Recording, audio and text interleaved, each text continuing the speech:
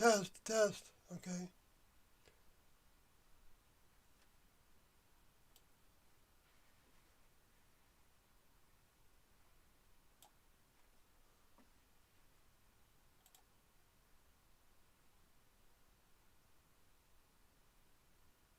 Hey, Cub Doggy.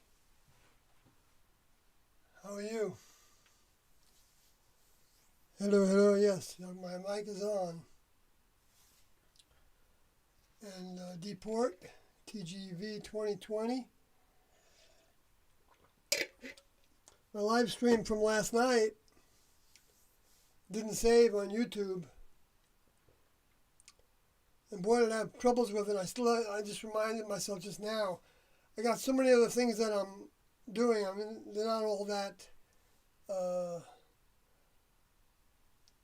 well, uh, uh, I didn't get around to. I kept on forgetting. Actually, I procrastinate. Well, I didn't procrastinate it because I didn't think of doing it.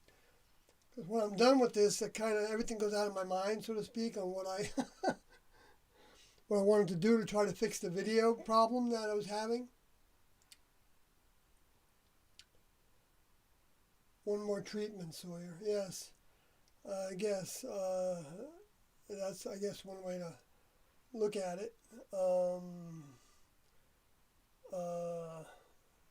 I don't think of it that way myself, but I can understand it. Um,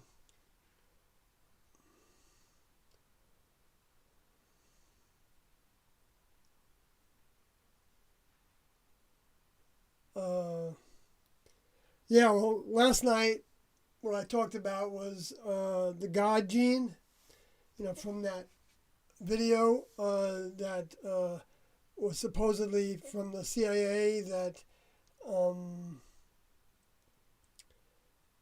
uh, that looked like it was a briefing on or proposal even uh, for the vaccination program in order to uh, create a vaccination that would change a fundamentalist into a normal person.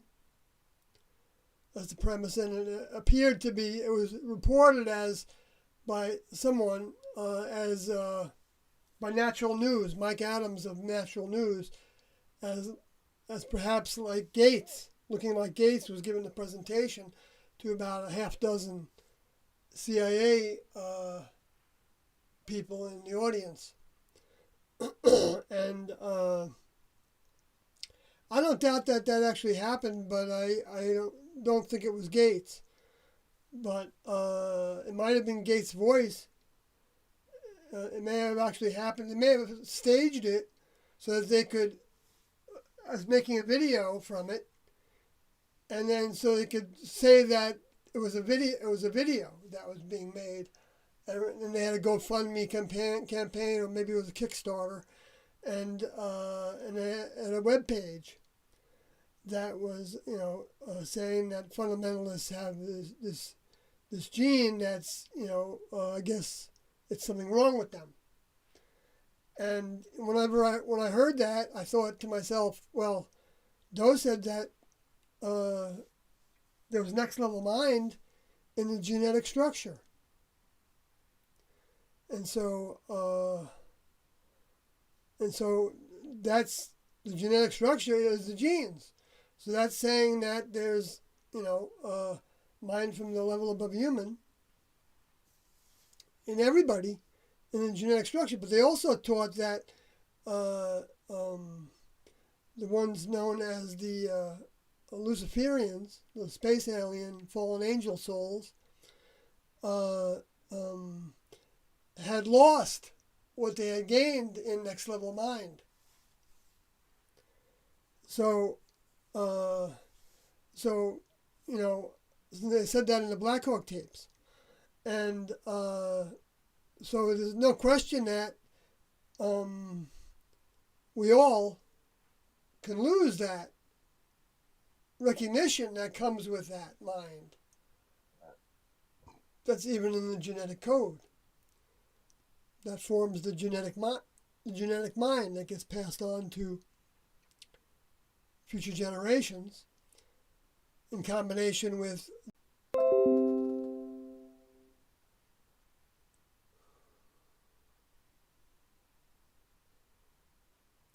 the mind that's added to that genetic mind from a person's life when they're born, which it makes up the second part of what we are when we say the word I. We're potentially three different people. Not different people, but three inputs to that I. The genetic, the environmental, or the time from birth to death of the vehicle and the body. And then the third kind of mind is when you take control of your body and you tell your body, you know what, you're not going to bother me with that. I don't want to do that. I don't want to go, get high on morphine, whatever it is. It doesn't matter what it is. It doesn't have to be morphine, but, things that are definitely detrimental to you to do for your health, mental and physical health, are things to grow to say no to. And there's people that are born all the time that just have that in their genes because of the things that they were taught and that mind experienced in the previous generations, and saw the ramifications to that were detrimental, whether it's alcohol abuse or and some people still saw that during this current lifetime, and so they came into this world just knowing that was something that they didn't want to do. They didn't have to be challenged by it. They didn't have to be tempted by it. They just like my vehicle's daughter says, she took 2 tastes of 2 puffs on a cigarette, a tobacco cigarette, and knew that she didn't want to do it again. And so, that's, an example that I've got, from the young generation. But yet me, I got into it, But I got into it because I think that that was part of the rebelliousness that I had.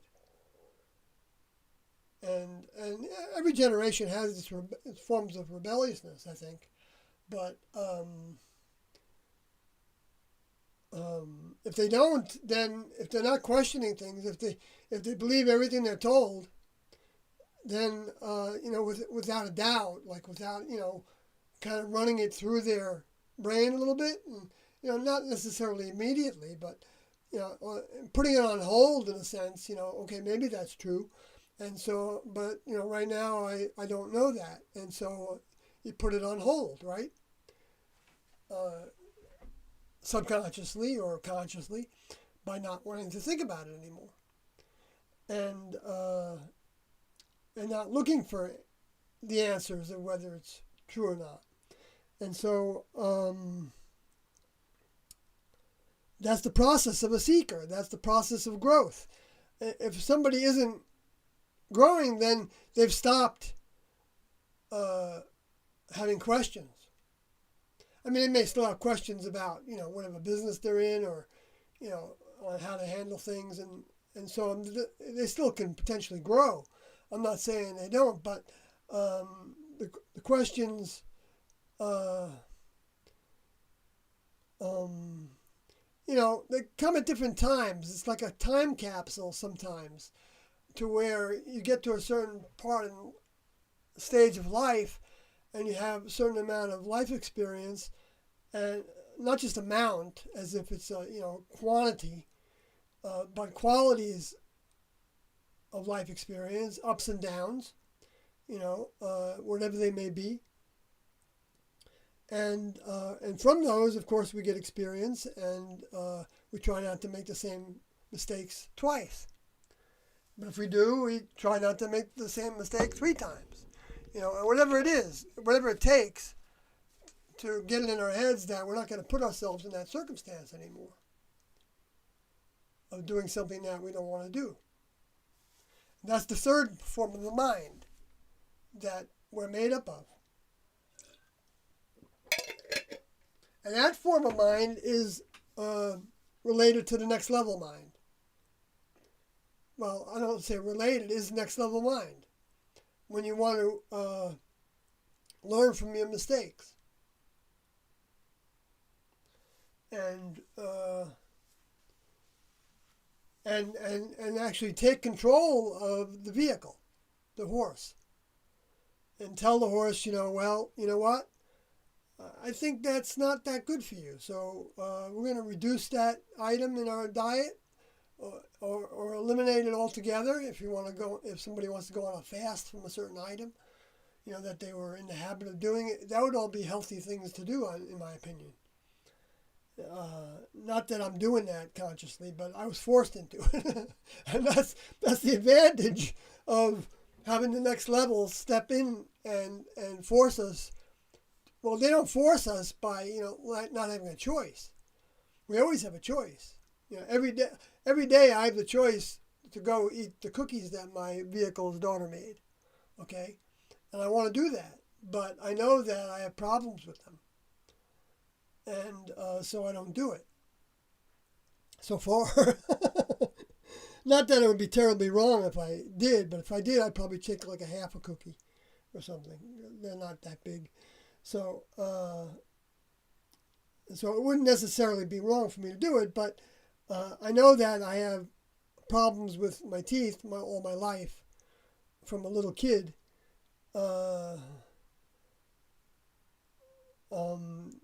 With sugar. So I'll feel it. I'll feel it in my teeth. And I don't want to have to go to the dentist again if I can avoid it.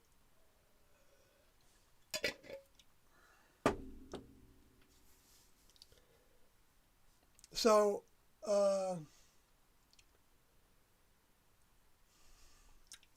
this God gene, then I believe, is a reality. And then another aspect of that is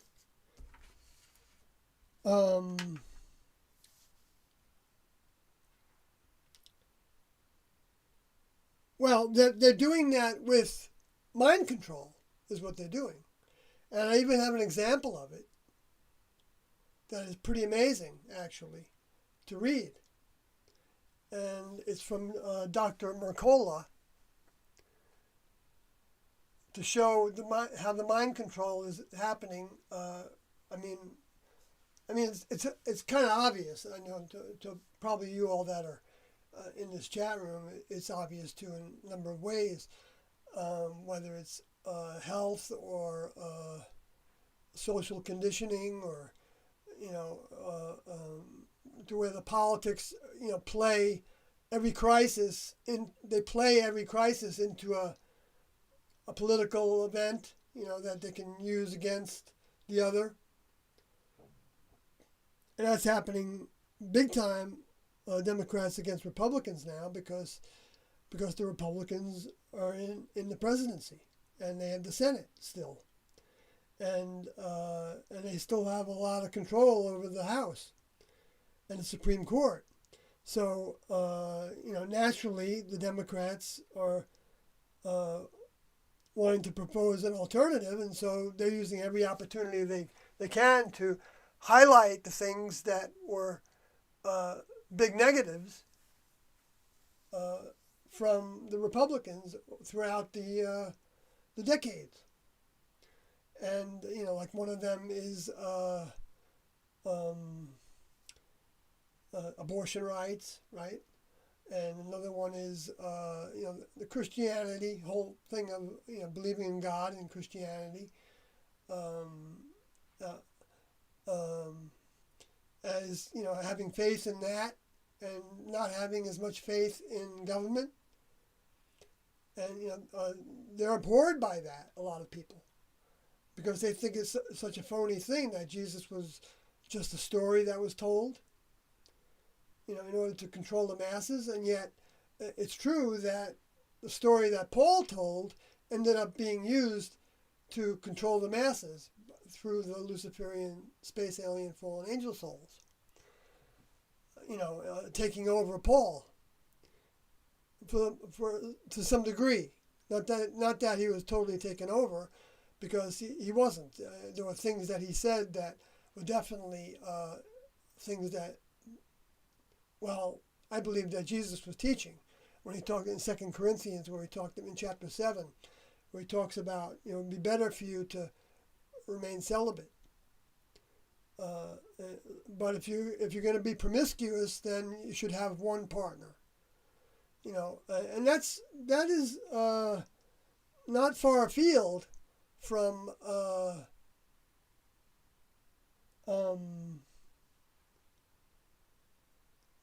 the grade school teachings of the Old Testament with Moses, right?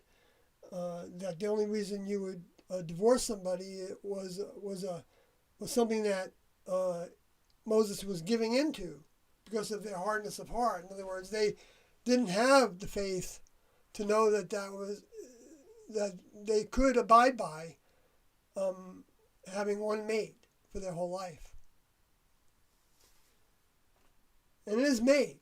It's not sexual partner. They didn't describe in all those rules, they didn't describe different sex acts that I'm aware of.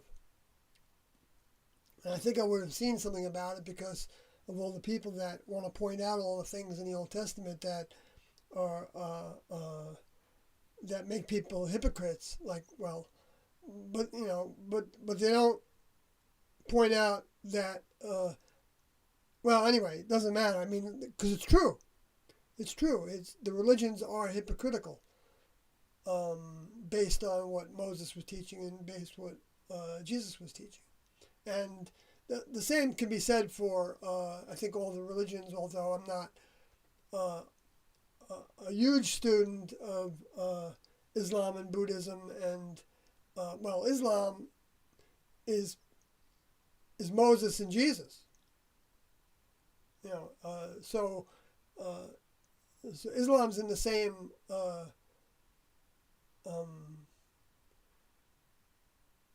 boat, just in a different culture, a slightly different culture. Okay, and but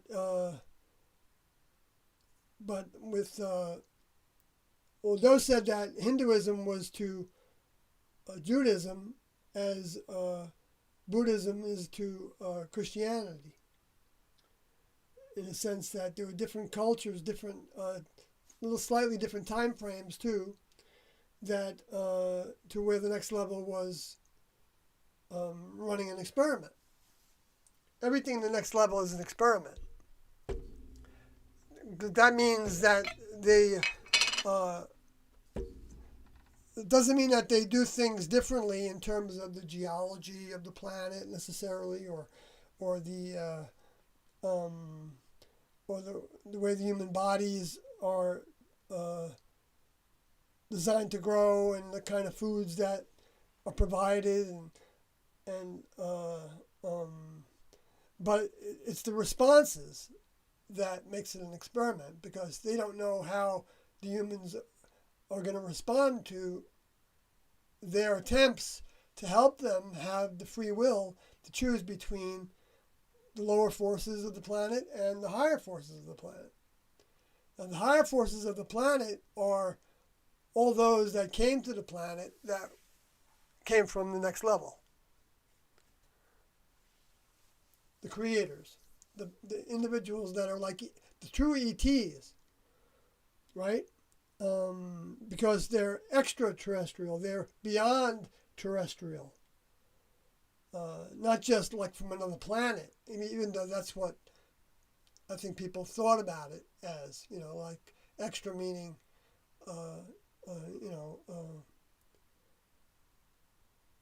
not limited to Earth,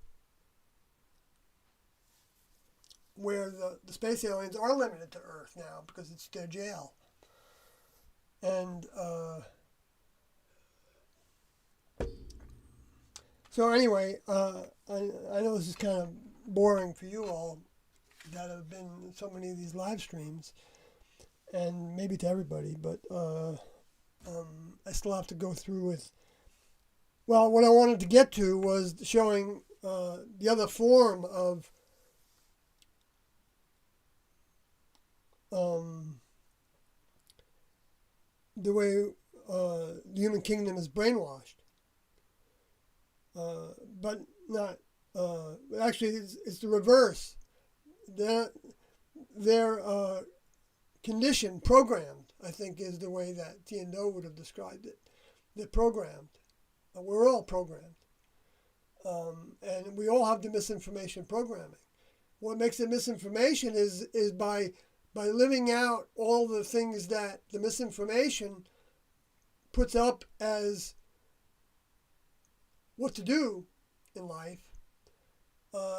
It doesn't get you off the well. It can get you to the top of the mountain, so it's all equivalent. It's not like those things are wrong to do. That nothing's wrong to do. Everything's for experience, but the highest you can get in terms of the growth of your mind is to come to recognize that the ultimate satisfaction comes from those that gave us the teachings and the understanding and the method and the way, the truth, and the life, right? To have life outside the human evolutionary kingdom, to evolve beyond human, and to become like members on a Star Trek crew, and to be traveling around the heavens and abiding in residing in this planet or that planet, inside or outside of it, or who knows in what different forms of transportation devices and dwelling places. Like Jesus said, in my Father's house are many mansions. Many dwelling places actually is also that translation of that. I believe more accurately than mansions, but mansions has a good point to it. It's not just a house. So it's actually, I don't know if that's the same word. Mansions, the word mansions and the word house in that verse.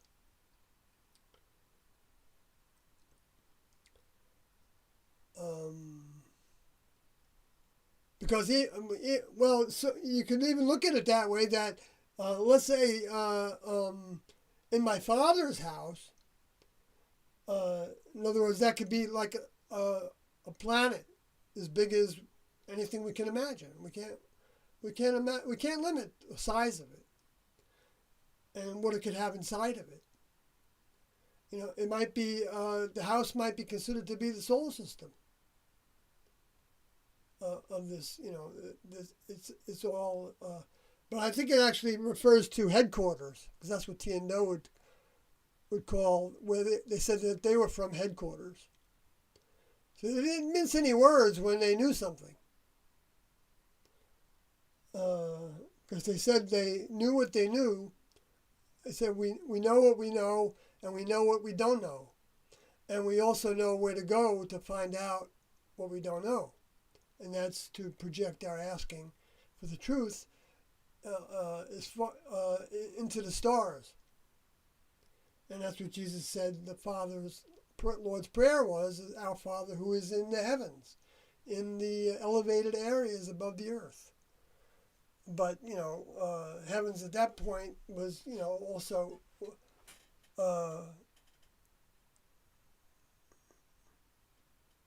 it meant outer space, deep outer space, according to Tiendo, as opposed to where the space aliens are allowed to circulate in the near outer space, which I don't know how far they can go. So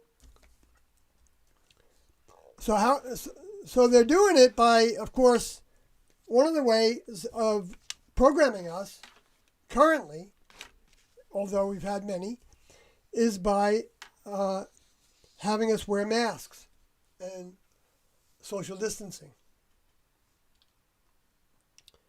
And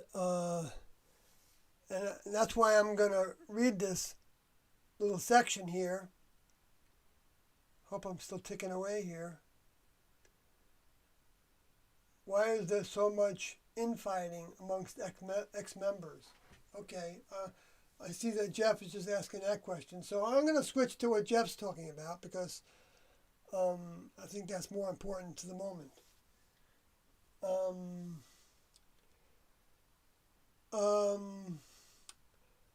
Well, see, it's been called infighting before, okay? Mostly by individuals that are not ex-members. But to the members of that were part of the classroom, it's not really fighting. Because that's what we had to do with one another. We had to tell each other the things that we were doing wrong about Tiendo's teachings. If we had evidence of it. But even if we didn't have evidence of it, a partner, a classmate, was responsible to ask the other for help. Now, if they don't ask, we had procedure that we could call a help wanted meeting for that person. And help wanted meeting meant that whoever the members of the classroom were at the time, it could be a bunch of people or it could be not that many people in any environment. And the person that wanted to bring something up to somebody else that they didn't accept when they brought it up to them, then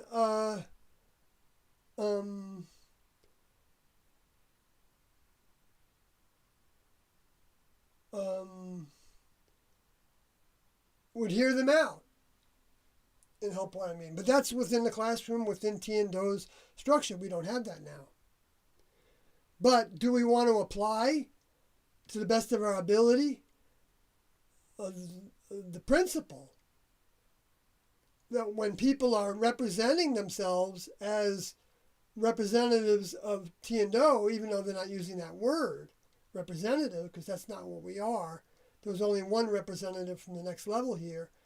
Well, that's not true because all the students that graduated were certainly representing, when they were going out talking to people, they were representing Tiendo.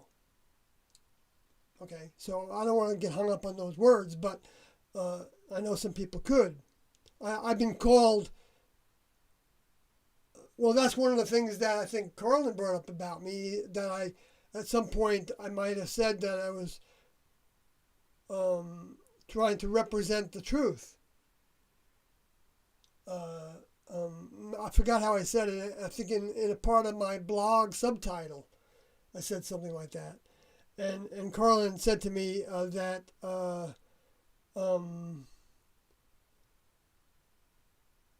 you can't represent the truth. Only Tiendo can represent the truth. Something like that. I'm not sure I'm quoting him correctly.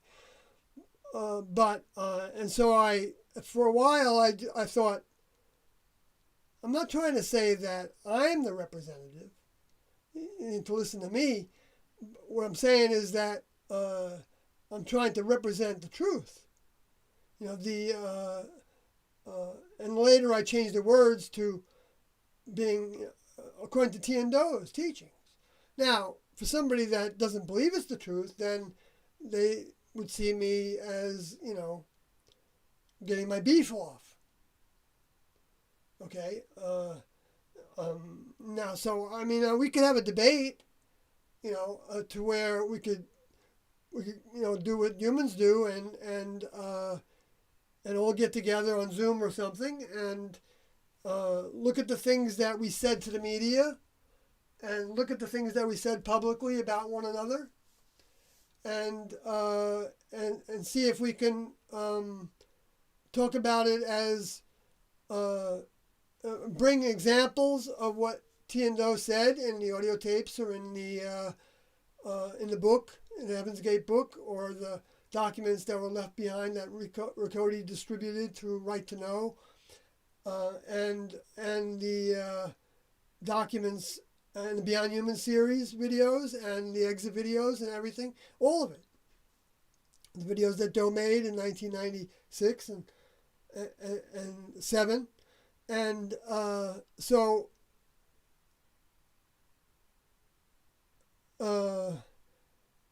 and I wouldn't have any problem with doing that. I don't feel like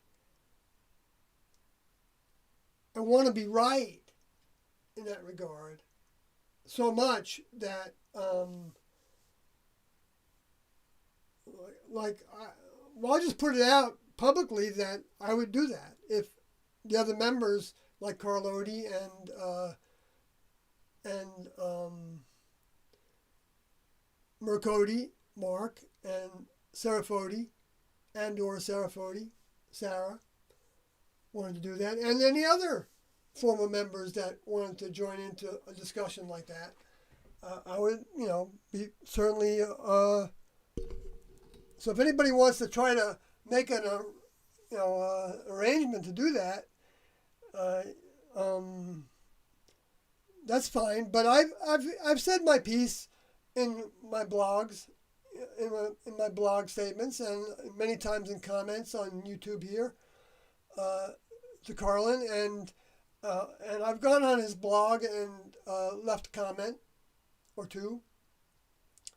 I don't regularly visit the blog, but if I see something posted, I did subscribe to it so that if I see something posted, I'll get a notification of it on my Yahoo account. But I didn't try to go to his blog and correct him on the things that I thought were not accurate.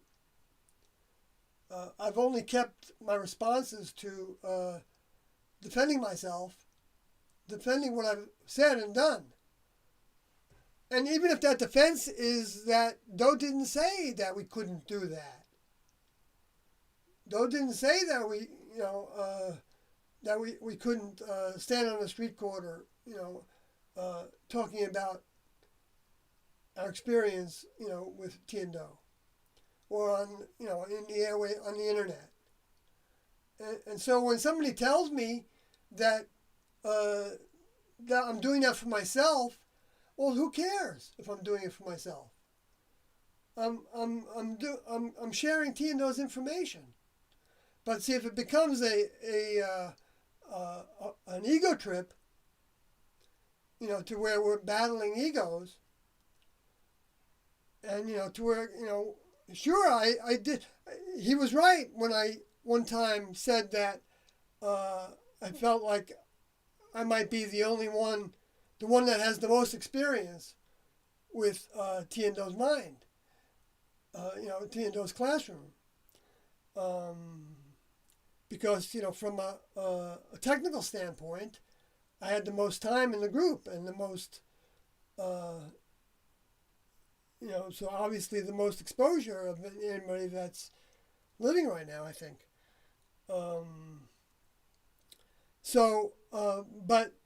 But I recognize when I said that to impress somebody. I wrote it actually. Where many times I would say that I would tell somebody I have 19 years experience, and yeah, I tell them that because that maybe does give them a chance to think that this isn't just somebody that's just flying off the cuff with something they read. They have experience with the subject. I don't see what's wrong with that, even though somebody could take it as an offense because they didn't have that much linear experience, in the linear time. But I recognized, when Carlin brought that up to me, I said to him, yes, that's true. You're right. That was, I did feel wrong about that, and I didn't do it a few times before that, and I think I did it more than once, by the way. for a period of time. And well, I don't know if I actually said that more than once, maybe twice, but so his bringing it up did face me with something that I knew was not quite right, but I did it anyway because I was trying to impress the person that you're talking to somebody that has some experience in this subject. I guess I said that already, but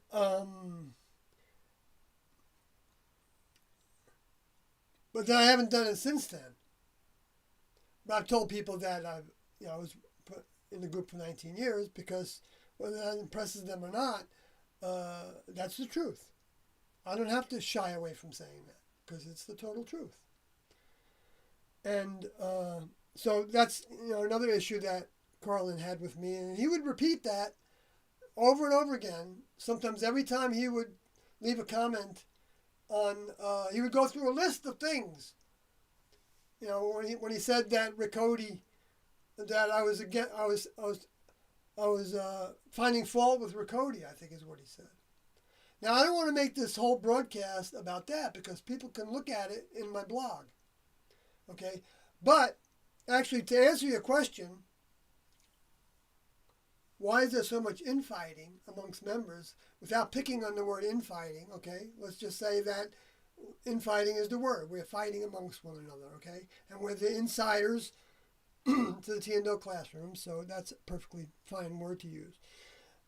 Not that I'm the judge of every word somebody uses, but I'm kind of like obsessed in a sense, and it's to my fault to sometimes that I pick on words so much. But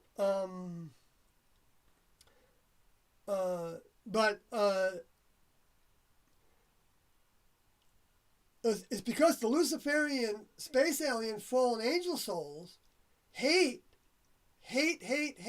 to see anybody paying attention to what any of the ex-members are talking about. And so they make it harder for each of us to stay on the straight and narrow. And they want to discredit us. They want us to look like charlatans, look like we're brainwashed, or look like whatever. They don't. There's no limit to the different ways that they want us to look like, and they want us to shut up too. Definitely want us to shut up.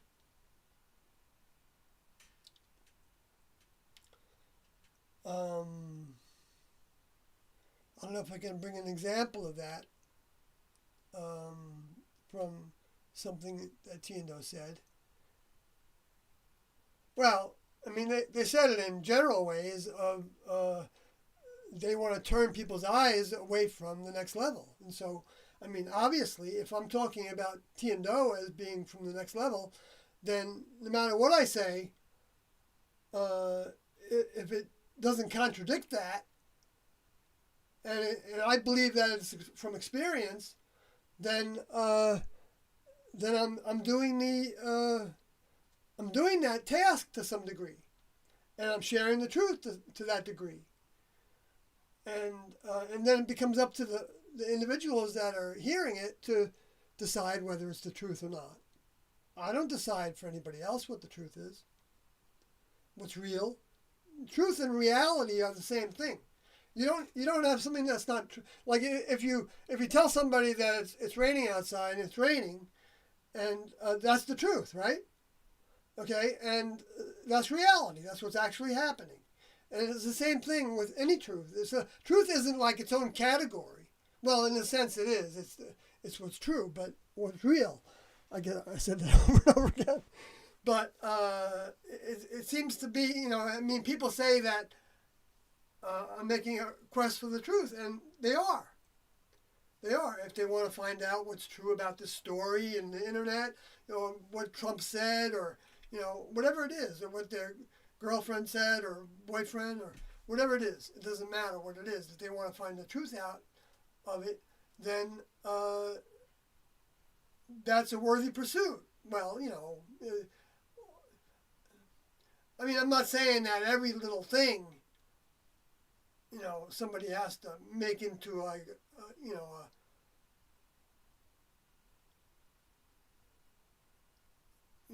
right or wrong from many things. But if somebody told you something about you, and they said that your boyfriend or girlfriend or said it about you, then I think you'd be in your certainly right to go to that person and say, "Did you say that about me?" And if you did, then why? And that would be the same thing. That in a sense, that people are saying things, like Mark and Sarah and Carlin and myself. Carlin doesn't say anything about T and Do that I've ever disagreed with. He's very, as far as I'm concerned, not that I'm his judge, but I do have my perspective of it, and he's very on the money, and so I feel like I can count on him. If somebody asks a question about what T and Do taught, I think he's, as qualified as I am, maybe even more qualified than I am, depending on what it is, maybe, because it doesn't become like a competition kind of thing. But so and it actually talks about it in Revelation 13 that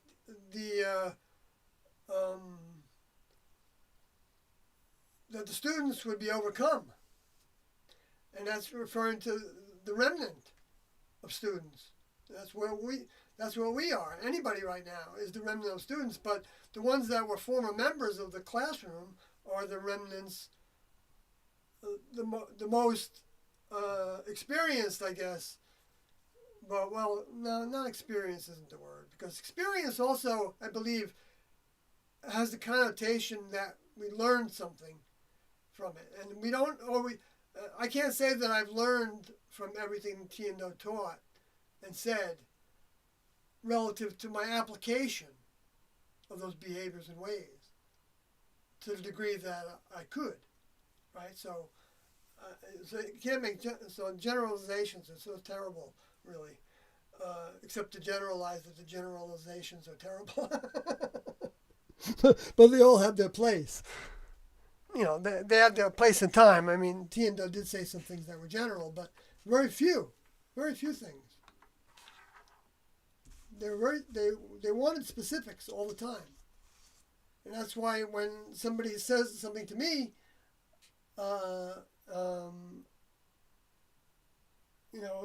that's general, like you've seen probably in the chat room a number of times.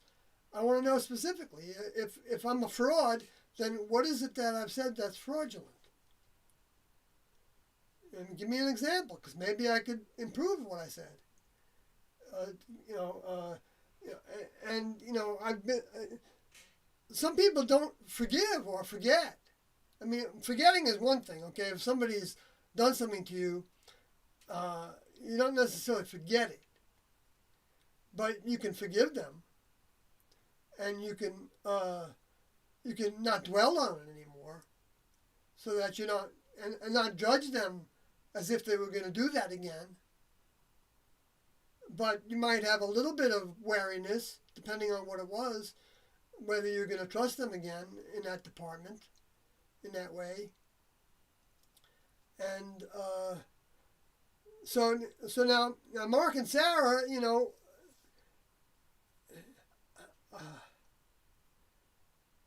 look at all the ways that the truth was distorted from Jesus.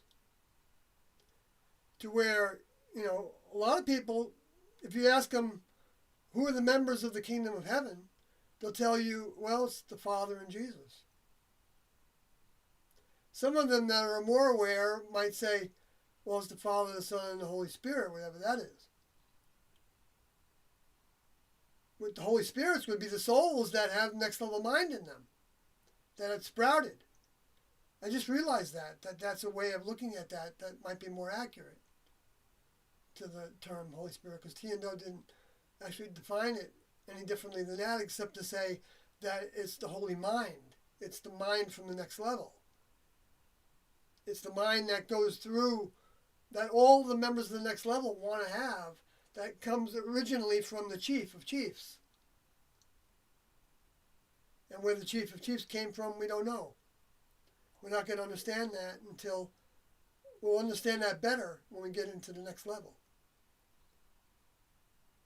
So if that becomes a sticking point, which for some people it is, if you can't explain to me where the chief came from, then, or where God came from, then I don't believe in any of what you're saying. That's throwing the baby out with the bathwater, as far as I'm concerned. That's probably not the best analogy for it, but that's from my mind, that example. But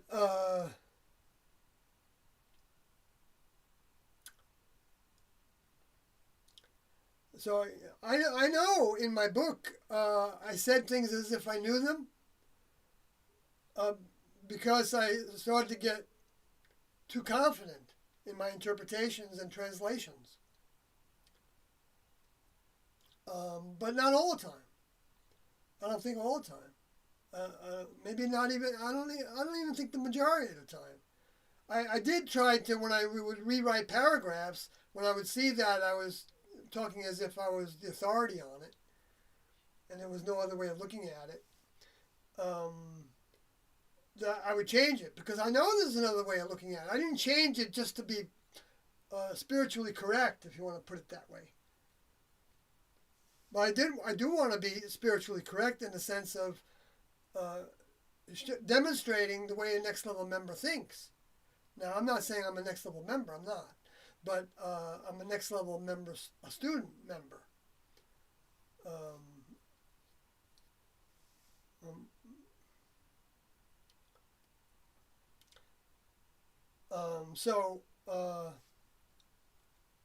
And that's the way Tiendo talked, that we were, trying to do things the way a member of the next level would do them. And they were giving us the pieces of that puzzle to describe what a member of the next level, how they would do things. They would be thorough. They had us do orbits to where we would do checking. And we would, every 12 minutes, every 11 minutes, we would come back and stand on this one spot offering our services to Tiendo or whatever the services needed to be. If Tiendo called on the phone and they said, bring us notes, then a partnership would be assigned to get in a car and get some gas money and go drive to them the notes. So there was an orbit that we were completing would have been to go there and come back, and so every time we were going about our business in the classroom, in the experiential classroom. There wasn't a classroom where you were sitting down, except a couple times that happened, over the years, literally, maybe a half dozen times in the Laramie, Wyoming, but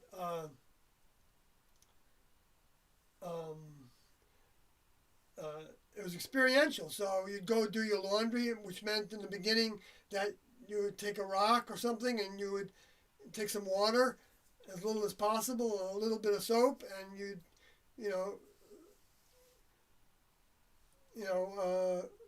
clean your own clothes and rinse them out and try to use as little water as possible. So you didn't use a lot of soap because we had to go on water runs. And, and then, but you have to keep aware of that in 11 minutes, and we didn't have did we have watches? We did have watches at that time.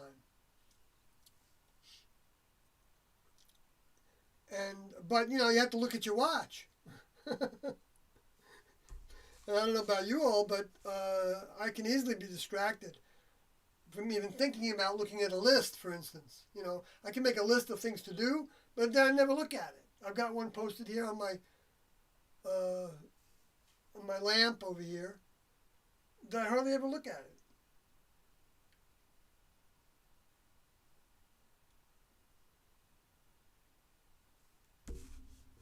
that reminds me, I have to send somebody a packet. 2 packets of the TNO information. I see Ryan, I'm not sure how to say that, Gjika.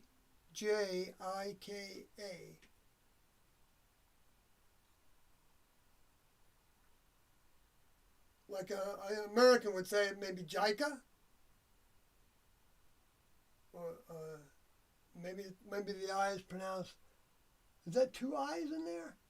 I don't see so good anymore. So no, that's the J, top of the J, right?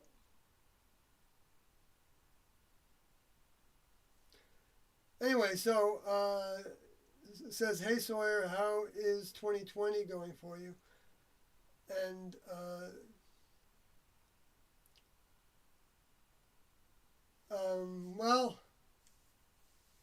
well, I can't complain. I mean, it was a shocker for me as well to be locked down, and it definitely changed what I was doing. But I've adapted to that, and I'm kind of glad it happened because I could put more priorities on doing other things. So fortunately, I have the ability to do that because I didn't lose a job that I needed, and and other members of the family ended up getting unemployment insurance, and my family and my extended family, because my ex is still a good friend of mine, and her partner, and my vehicle's daughter, and then that's the main. That's my little, what I call my family now. Even though I have a brother and a sister, one in Florida and one in New York, and I'm in touch with them somewhat. My sister more. Anyway, but I get reports from Long Island, where she is, and that's like ground zero, right? And so, why is New York always ground zero? Seems like it's been like that for a long time, for many generations. Ever since I guess it was the capital, which takes you over to Revelation 17, where it talks about the woman, and even describes her as having a crown with 7 stars in the crown, which I think is the G7. And the beast has 7 heads, the G7, and 10 horns, and the horns are the 10 different military powers, also the 10 biggest financial powers. Well, not necessarily the biggest, because China and Russia aren't part of that. Russia was going to be part of the G11 for a little while, but when they went into Crimea, the G10 voted to oust them. So they stayed. So then prophecy continued to be fulfilled, as long as they stayed as the G10, even though they created the G20 and who knows how many different combinations they have now. But those are the first 2 combinations that really seem to be lining up with prophecy.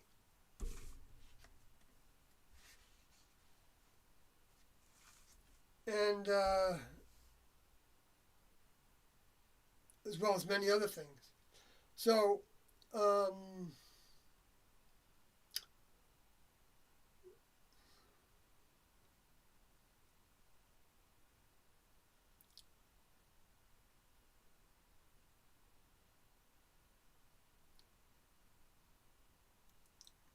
but see, I don't want to be overly distracted by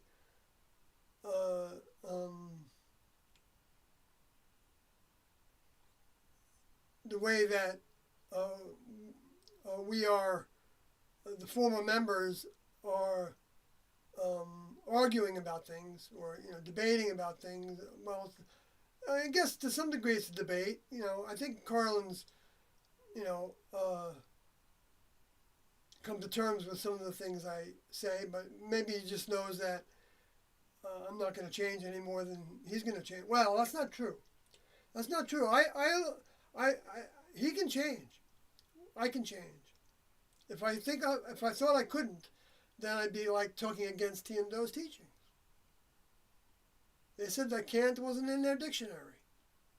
It's won't. Or don't.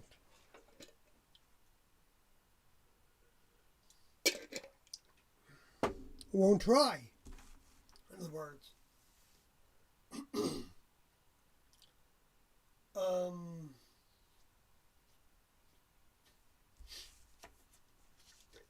So,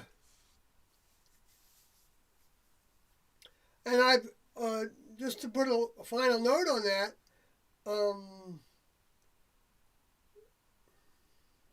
no, that's a big subject, so I'm not going to go through that right now. And you've been in this blog, this live stream, Jeff, many times when I talked about other aspects of things that Carlin has said and my responses. I don't know if maybe you weren't listening at that moment, so maybe you don't know what I'm talking about, but in terms of their laying down their lives and, in the three different categories of people that would go with them, and some of them would not even have heard about Tiando, showing that that we're in different kinds of classrooms now. We're not in a classroom that suicide works for. Yet there's people that are probably committing suicide more and more now.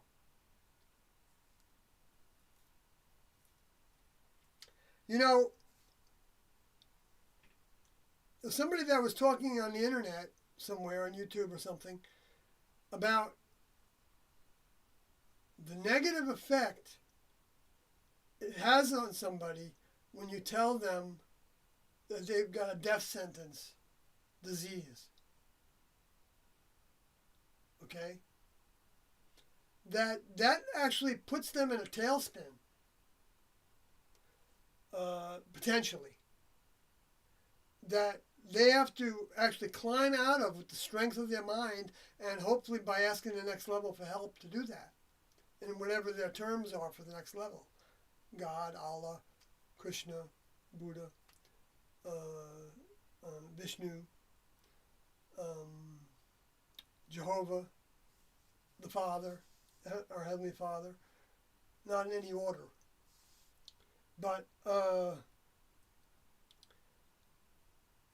and the reason I can say that with, I believe, accuracy, that's not just my opinion, is that when T was diagnosed with cancer in her eye, about 2 years before her vehicle died,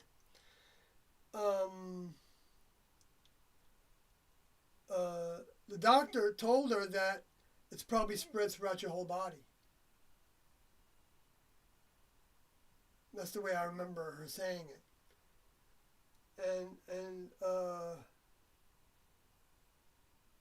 And she told us that he had no right to say that to her, because he didn't know that. And what he was doing, and some people could think, well, T was just, angry because he was telling the truth, because she did end up dying from cancer in her liver. Okay, now I don't know if it means that it was throughout the whole body, but that's a pretty good indication that it got, because the liver filters the blood, right? So,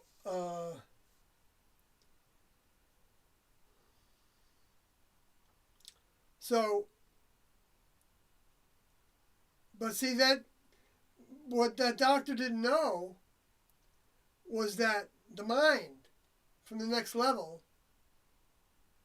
can help us get rid of any disease.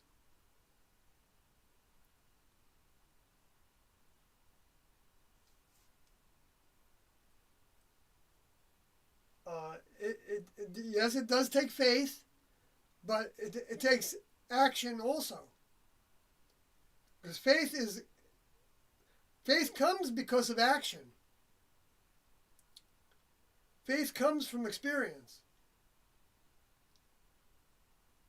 And putting things into effect that come and seeing how they were right, what they said, like in techniques even.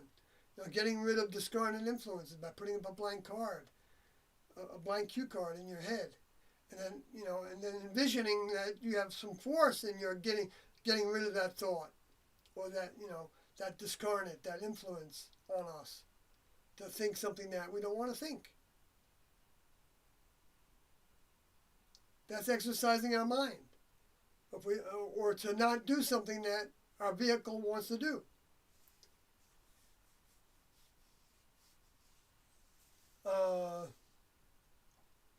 That's exercising our mind. That's the next level mind that does that when we say no to the vehicle. And also, a next level mind can say, okay, vehicle, you can have that. I mean, I know you're on a diet and you're trying to lose weight, but this one time you can have a little ice cream. Just don't binge on it.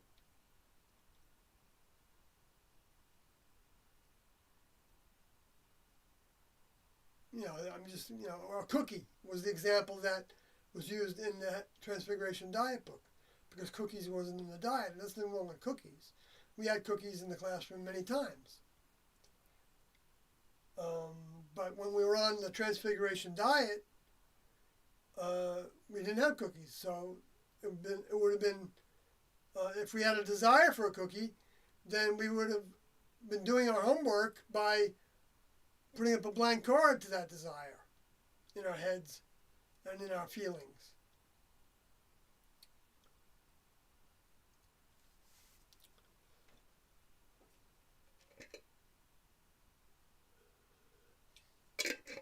That's exercising the mind from the next level that takes control of the vehicle. And you don't have to think about it as next level. You can, people are doing that all over the world all the time.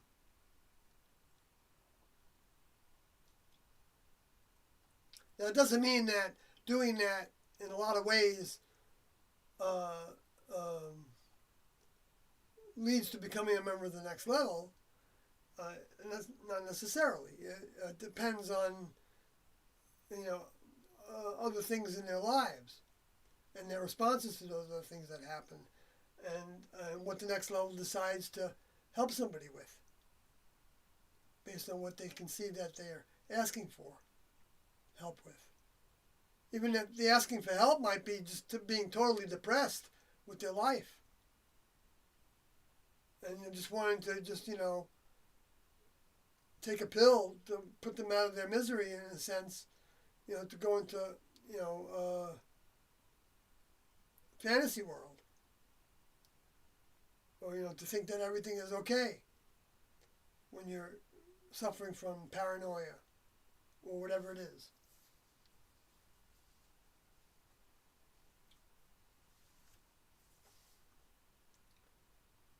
Not having achieved a certain kind of happiness that we want to achieve.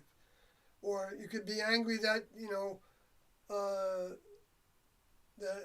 it looks like it's true that this is the end of the world during these generations, during the current generation, probably. At the end of the world for a lot of people. Because,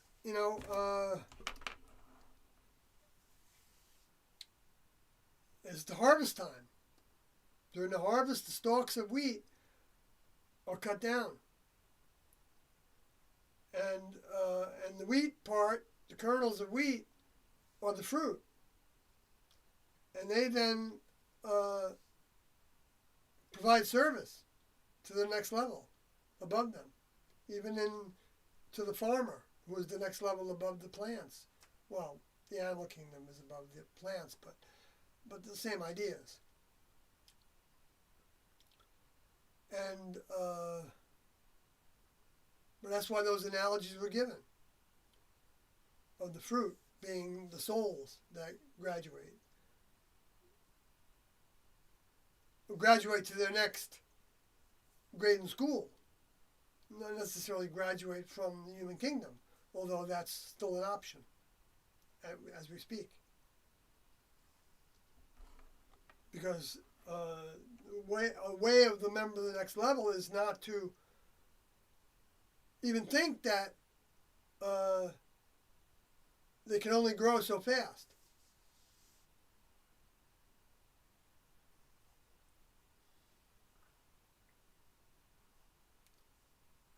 When people hit the deck running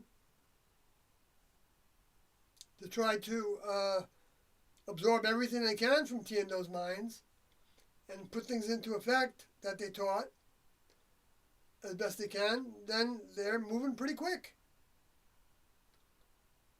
And the next level is going to see them. I'm sure of it. They don't waste anybody's effort. That is demonstrating that they want to grow. But they don't force people to do it, of course, and they don't want to help somebody that doesn't want to do it. So they wait for us to ask. But they provide us with challenges that'll help us ask.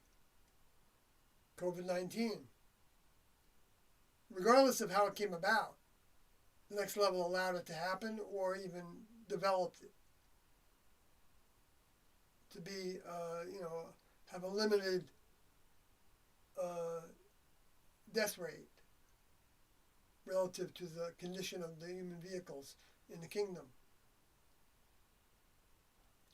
Now, so that might have been the intention of, even if it was done by humans, which I suspect it was.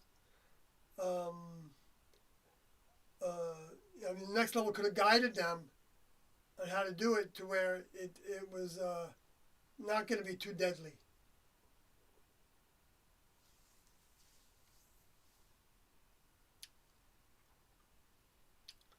Because the next level knows that they can take all the negatives that the lower forces do. And when they use humans as their guinea pigs, without humans knowing it, humans thinking that there aren't any side effects to this,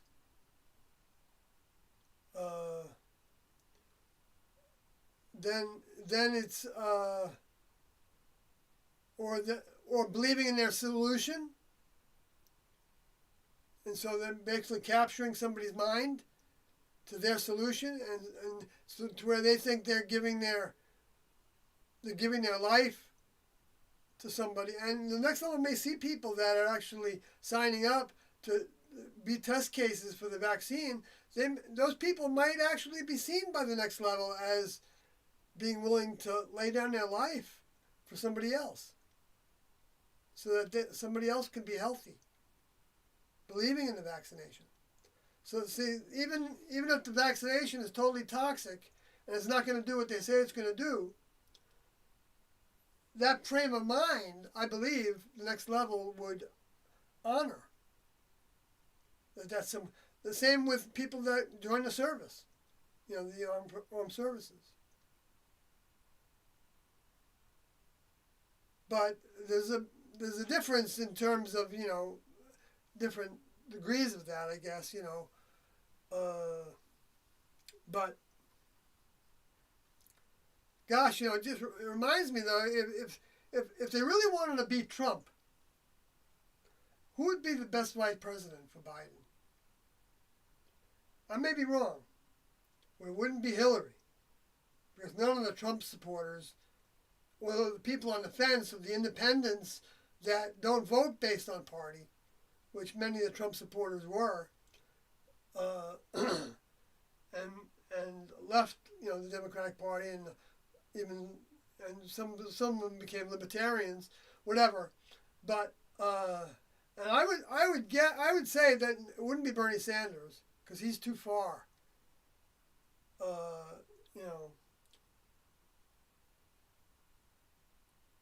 I mean, note that those aren't fine ideas, but that's not going to happen. So it's like, why make the pretense that you can do that?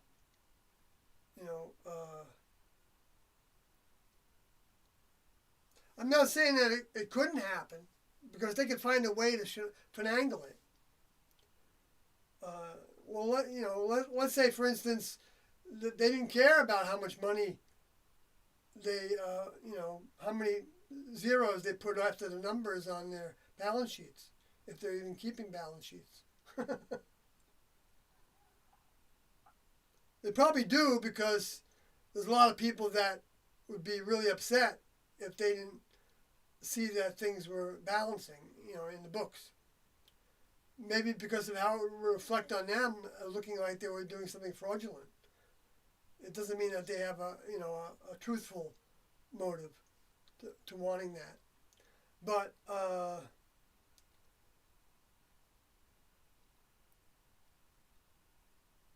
so they want to put on the appearance of doing things by the laws. But then they have all the black budget programs, and they don't talk about them. It's not like they're hiding them from us, because there are leaks of those programs, underground base development and the space program, for more than just gaining scientific knowledge of how the Earth came about, and but to see if we can deflect asteroids. That's not like a figment of somebody's imagination, unless somebody thinks that all that the asteroids were all like holograms or something. Which at this point, some of the fireballs could be like holograms, or holograms that are like through fireworks of some sort. Like the Norway spiral. See, I don't think for a second that the Next Level did that, because they made it into something that was really impressive with its, when the circular motion created this hole. It's actually a black hole. It was coming from the people in the black hole to do that, and they were using humans to develop that kind of technology to make that happen visually with some kind of rockets, remote control, maybe, who knows what.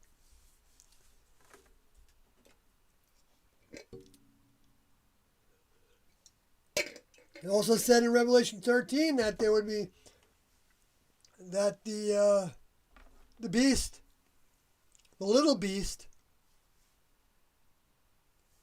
You know what? I used to think that the little beast was little beast for Daniel, I think, is the way it's described, or the little horn, the little militarization that comes from the main one that's led by the United States, G7 and G10. Poisonous humans, that's what that word actually means. Poisonous mammals. And in the other context is totally the opposite. It's living beings. It's referring to members of the Next Level. But I believe, although I don't know that Doe ever said that about the four living beings, living beasts. But that's what, if you look at there's two different Greek words for those two different usages of beast in the English. Excuse me. So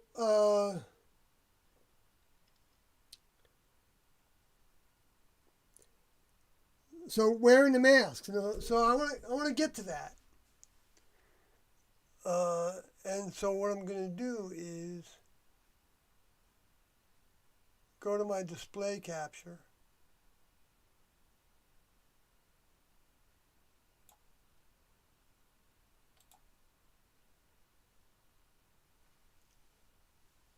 And wait till you get it.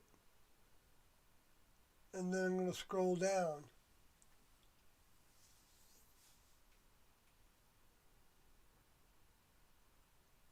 So this is from the Green Med Info website. That's run by Sayer G, as in J-I. I've been following his, it says that, international best-selling, but he's got a book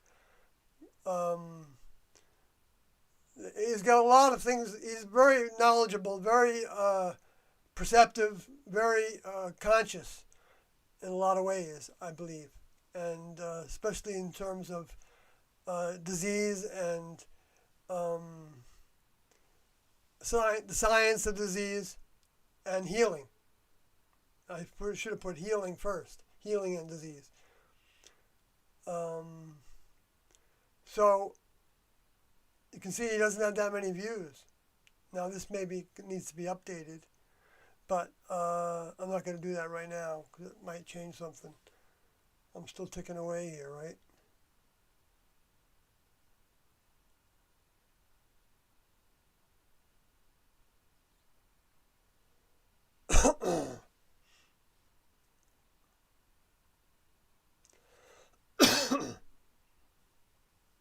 So this was written by Dr. Joseph Mercola. It has to do with masks. And you've probably been sick and tired of this. But the other day I wasn't gonna play well, maybe I could play the video. I should do that, I guess.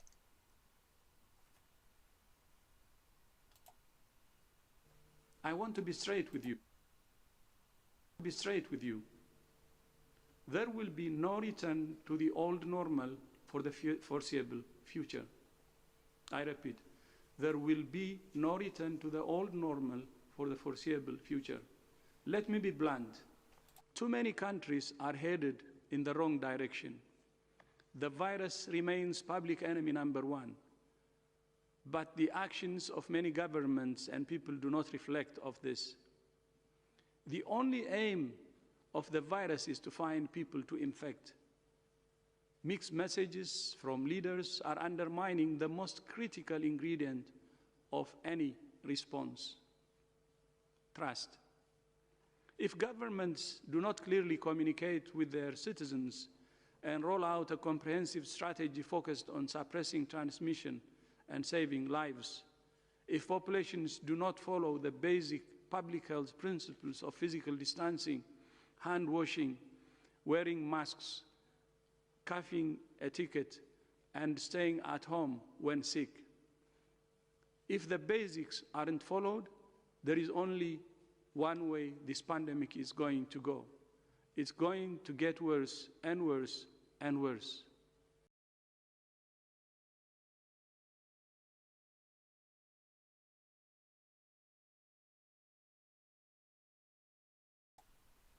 Okay, he's showing his ignorance constantly in that, okay? Because he doesn't know. He doesn't know that the next level is the ones that are allowing it to happen, to continue, or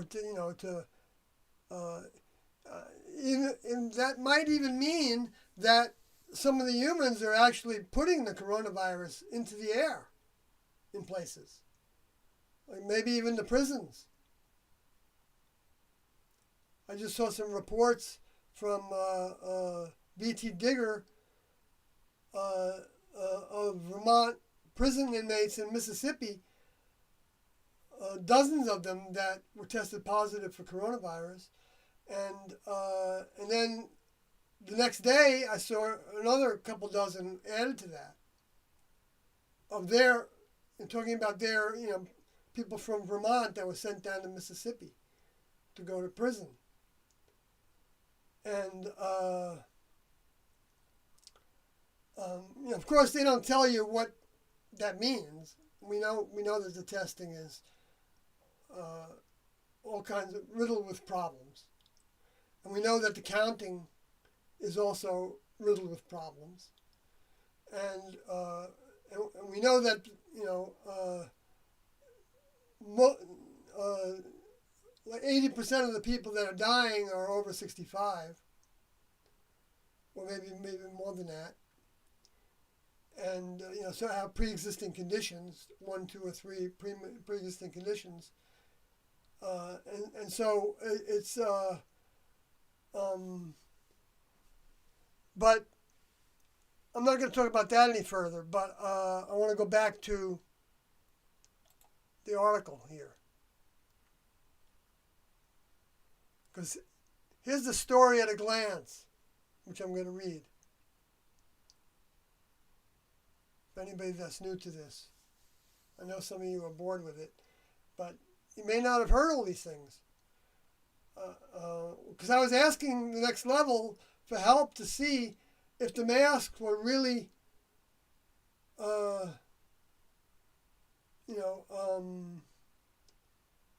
crucial or needed or of value, of significant value, even a little value, to not infecting others and not getting infected with this virus or this virus combination.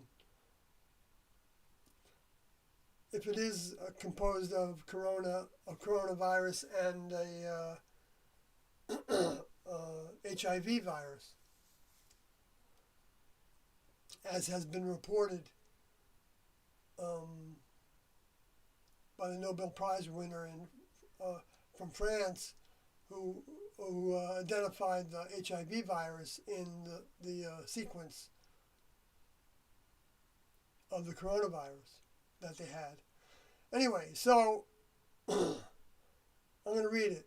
So according to the World Health Organization's June 5th, 2020 guidance on face mask use, there's no direct evidence that universal masking of healthy people is an effective intervention against respiratory illnesses. While masks do not prevent the spread of viral infections, the WHO still makes a case for universal mask wearing, citing benefits such as reduced stigmatization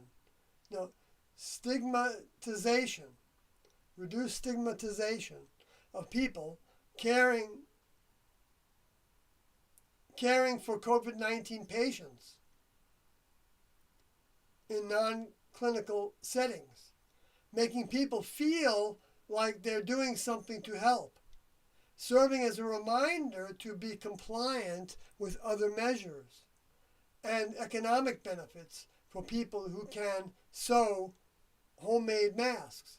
Now, they give you all the source of all these things in this article, of all these things that were stated by either the CDC or the WHO. Okay? So that they actually talk about it as that's the biggest value for it. The masks are so that reduce stigmatization, and having people comply of future measure of other measures like hand washing and social distancing. I guess would be those other measures, and whatever else they told you. Wearing gloves, wearing goggles. I think Dr. Burt's recently said something, and I never saw this actually, about recommending that people wear goggles because of. And I had been for weeks talking to people in comments about how if you don't want to get the virus, then can you get it through your eyes? If it's airborne, and it's been told that it's airborne. A number of doctors have talked about that.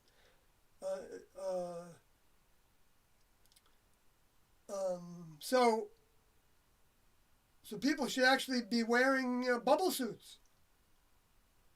The N95 masks, as it says in this article, have vents on them that aren't filtered.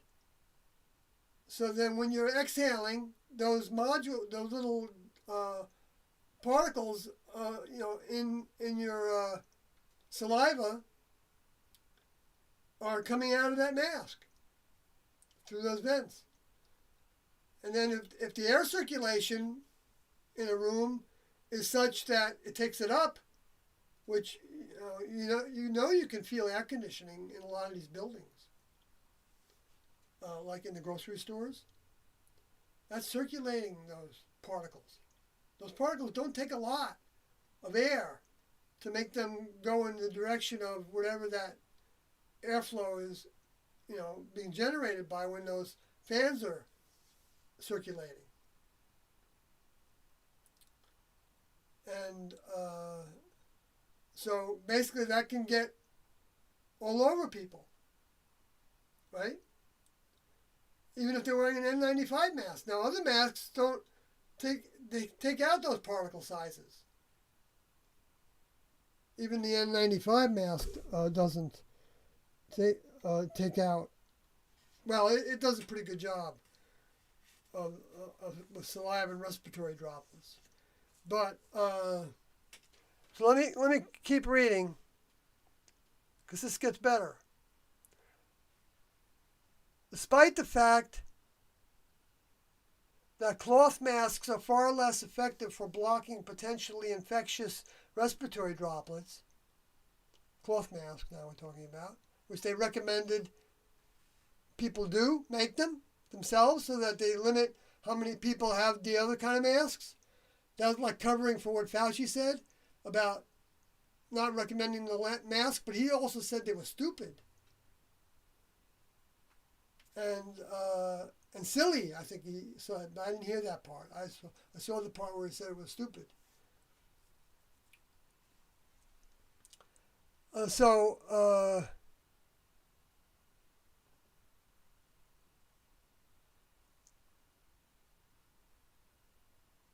So despite the fact that cloth masks are far less effective for blocking potentially infectious respiratory droplets, the WHO recommends cloth masks should be worn by infected persons in community settings. Infected people. So if I go out, if I'm not infected, but then the WHO also said that asymptomatic exposure is rare, they said. But see, that's not what the mainstream media says. And so therefore the people don't know it. And they don't even have it in their heads to think that these things are making very common sense statements that add up to everybody doesn't have to wear a mask. And that the government is just doing this to have control. Because they don't want to have exceptions. They see, I'm not saying they're doing it out of control because they want to control us. No, they think that it's too hard to make exceptions for us to deal with that. They want to make the laws very simple. And for a lot of people, that's true. That they get confounded, confused by a lot of exceptions. They want to hear black and white. Like a lot of religionists want to hear, I believe in that God or not, to make you one of my co-members of that religion. You're saved or you're not.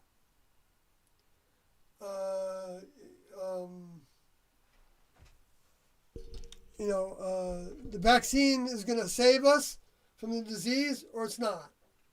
They don't want to hear percentages. Most people don't want to hear that, Well, maybe that's wrong. Maybe most people do want to hear that. And then weigh for themselves whether it's worth the risks. So anyway, and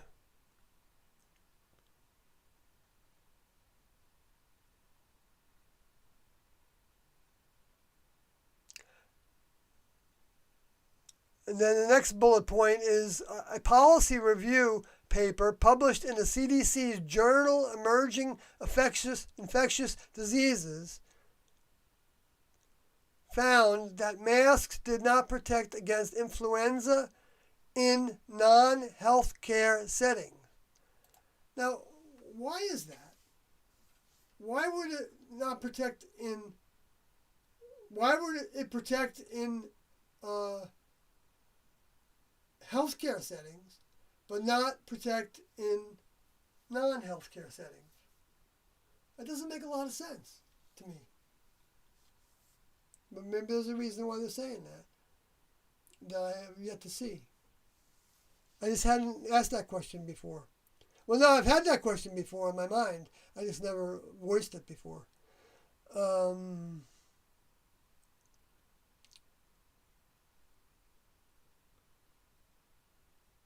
then the next bullet point is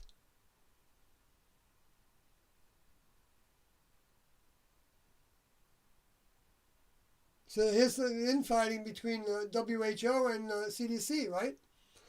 And the next bullet point says, harms and risks of mask wearing include health effects associated with poor air quality and toxic ingredients in the mask. Self-contamination caused by manipulation of the mask by contaminated hands, general discomfort, facial skin lesions, irritant dermatitis or worsening acne, and a false sense of security that may reduce adherence to other preventative measures such as hand hygiene. Now these are that's just all in this story.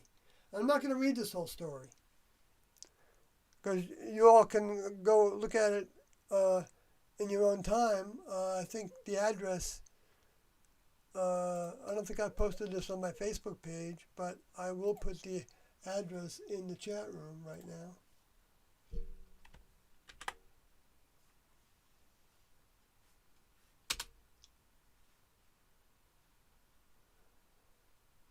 So you can read the whole thing, but I want to go down to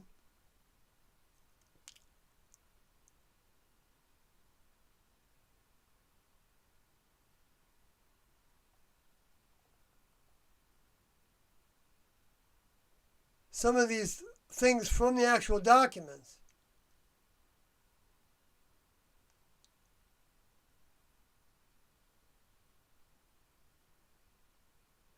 I mean, well, actually, it was important to me to go through this this bullet point that's called "No direct evidence to support universal mask usage." Let me see if I can go a little bit higher with this.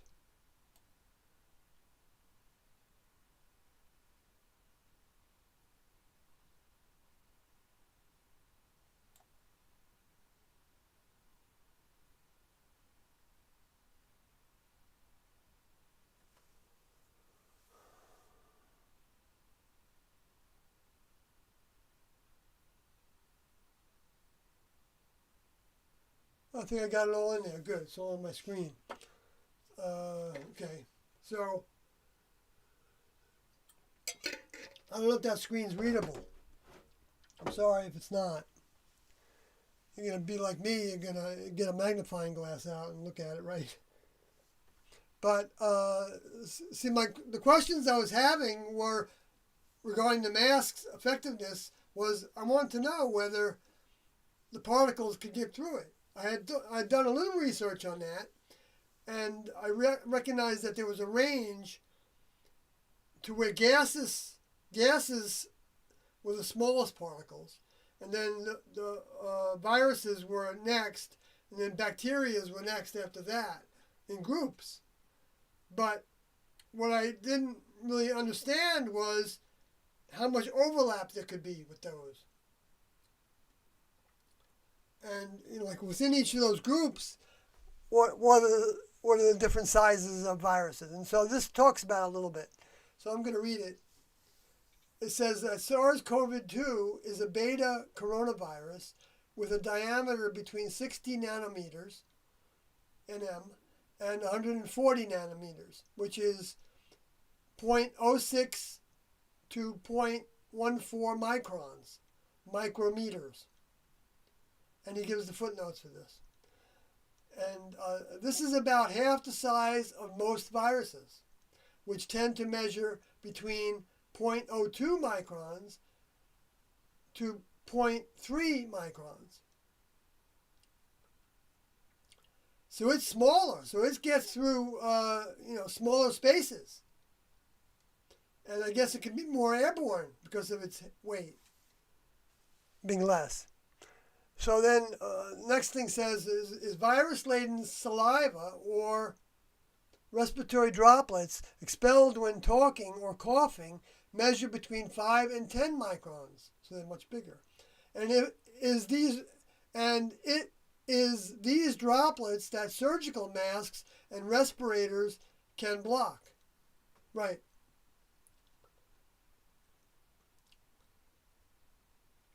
For example, N95 masks can filter particles as small as 0.3 microns. So they may prevent a majority of respiratory droplets from escaping. They cannot block aerosol viruses, however, that are in the air itself. Additionally, many N95 masks only protect the wearer, as they have exhalation ports that allow you to exhale unfiltered air.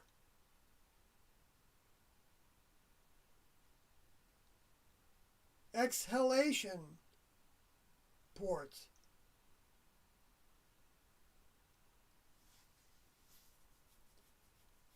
Because it's really not good to keep on reducing our oxygen by filling that space that we breathe in with carbon dioxide and other gases and whatever else even viruses.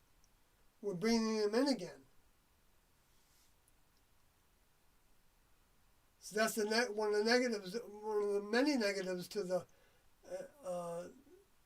well, I shouldn't say many, one of the number of detriment. But if you're not infectious, then of course that's not a problem. But because you don't,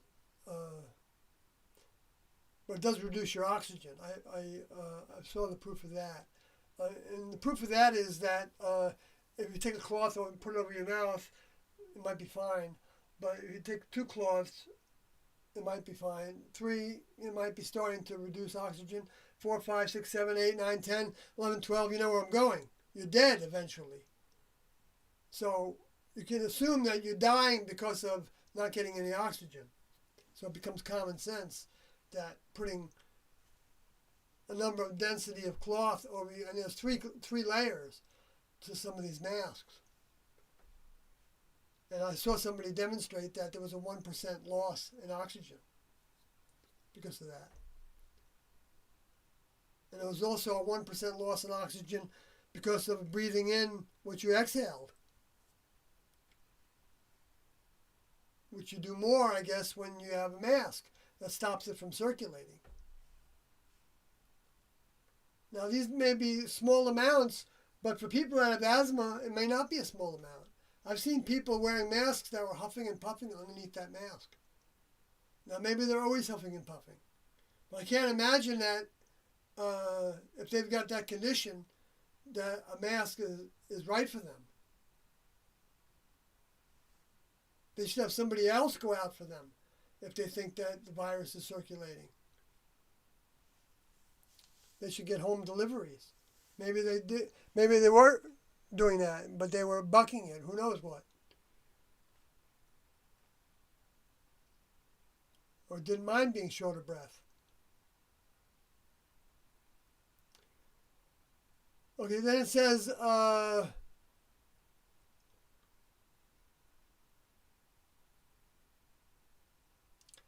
lab testing has shown 3M surgical masks can block up to 75% of particles, measuring between 0.02 microns and 1 micron.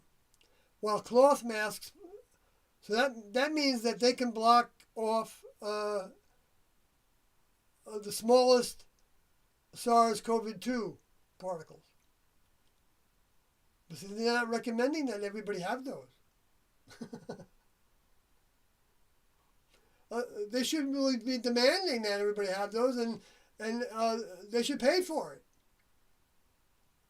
They may cost like $10 a piece. I don't know what they would cost. I think some of them, the N95 masks, well, the N95 I think was like $3 and something a cent a piece on Amazon. I looked them up. I didn't buy any. I use a cloth mask that just as a rag that I ripped into a strip. But and so far nobody's told me I had to do something different. But I wear the mask because I don't want to start trouble. I don't want people to have a reason to be against me or think I'm doing something wrong and report me to somebody. I even think that even complaining about it, like in the grocery store, like I've done sometimes, just out of the blue, talking with some of the grocery people that are working there, I found out that they thought that it was a waste of time to wear the mask. And so I said to this one person today in the grocery store that I think it's a bunch of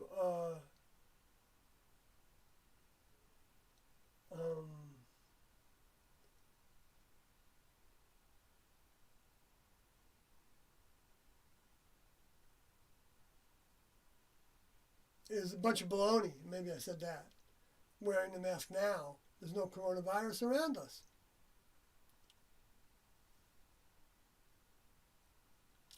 So, and that's the way it's been in this small town where I live. And for a long time, people in some of the hardware stores didn't have a sign on their door saying to wear masks. And maybe that was in coordination with Trump when he wasn't wearing a mask.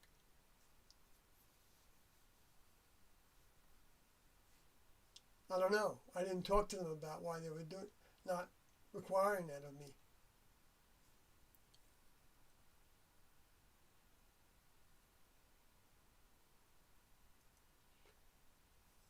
So,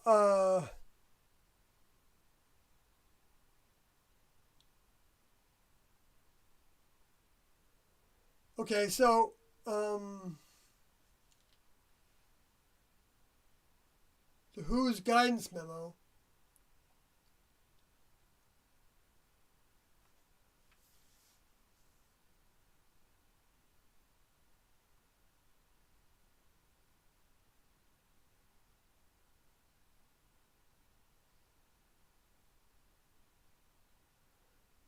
okay, so this is in the CDC's, no, the WHO's guidance memo.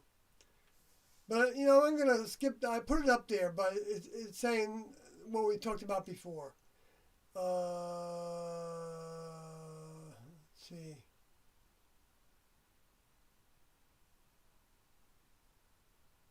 Well, at present, there is no direct evidence from studies on COVID-19 and in healthy people in the community on the effectiveness of universal masking of healthy people in the community to prevent infection with respiratory viruses, including COVID-19. So it's not effective. There's no evidence that it's effective. That's the WHO saying that. Now, Trump went against the WHO, and so did Birx. No, Birx went against the CDC one time and said that they were exaggerating the death numbers by 25%. That's what I thought she was talking about, the death numbers.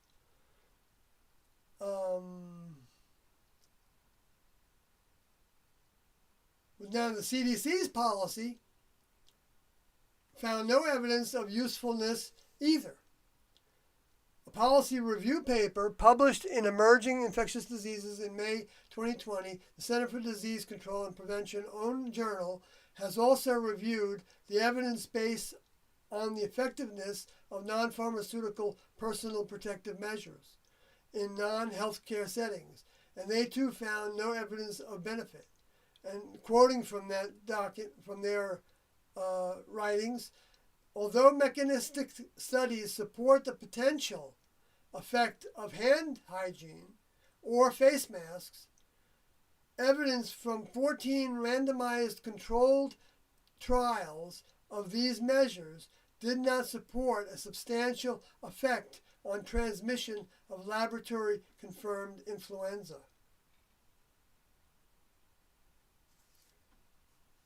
I'm going to keep on reading from another spot in that document.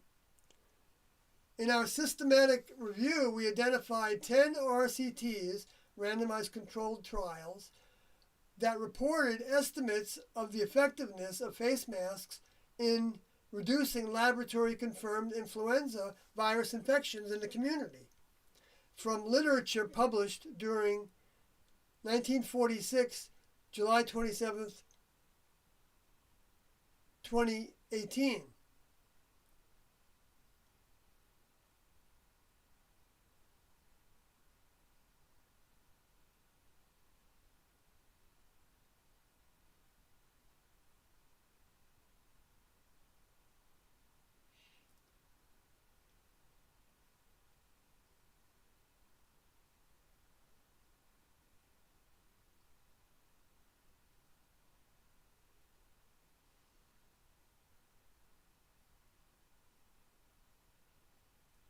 All right. Anyway, then it says in pooled analysis we found no significant reduction in influenza transmission with the use of face masks.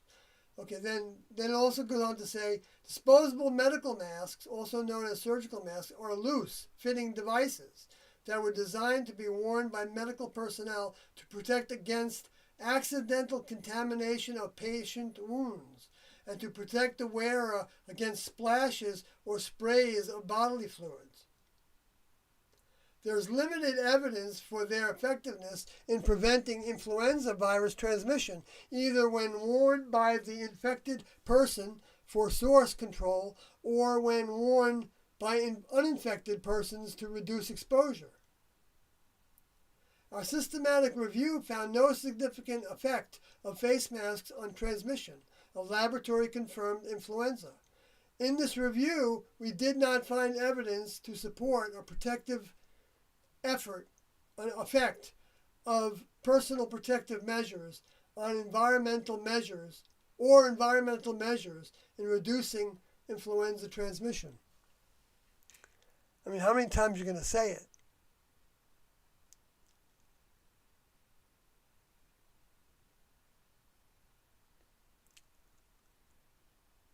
So I'll let you read the rest of that part, but I want to get down to... But it also says that because of the things that they do prevent, in summary, it is not likely that the masks are not entirely useless in all circumstances. However, the literature rather strongly suggests the usefulness of masks depends on a significant number of factors: type, fit, length of use, purpose, and circumstances, which are effectively impossible to account for in public universal masking policies.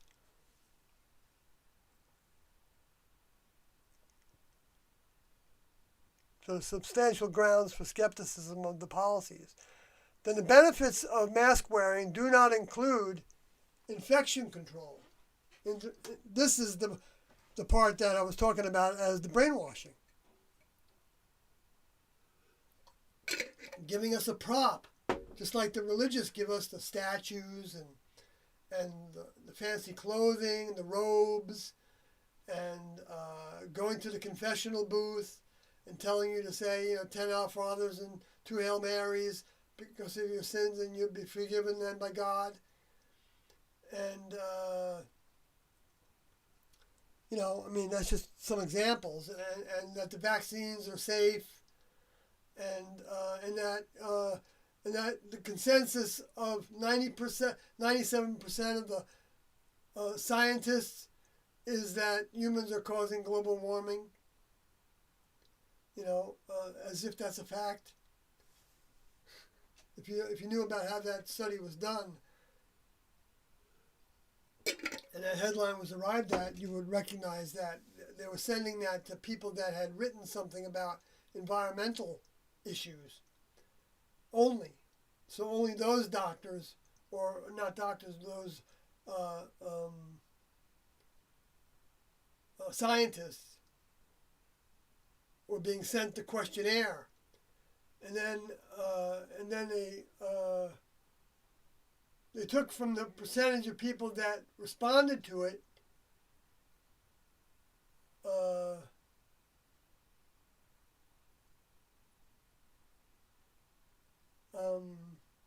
what they said about it.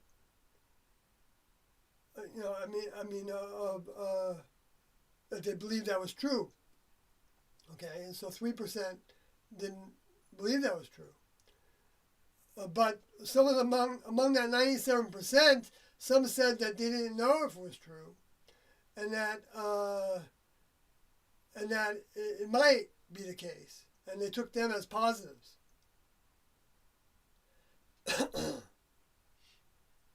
And some of them said that it wasn't the only factor. I kind of read a bunch of responses when I was investigating that some years ago. But I don't have that document with me anymore. But well, maybe I have it, but I just don't know where it is. But anyway, so the subject of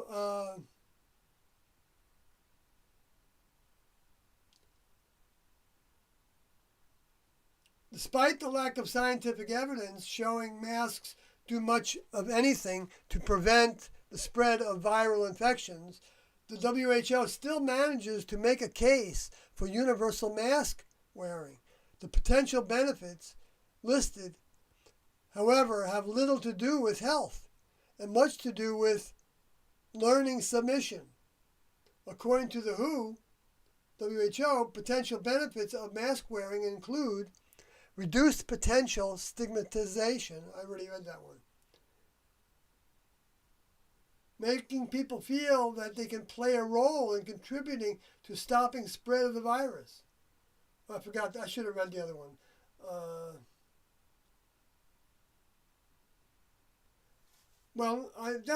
They're putting it in their words, but I want to read it from the WHO's words. Encouraging the public to create their own fabric masks may promote individual enterprise and community integration.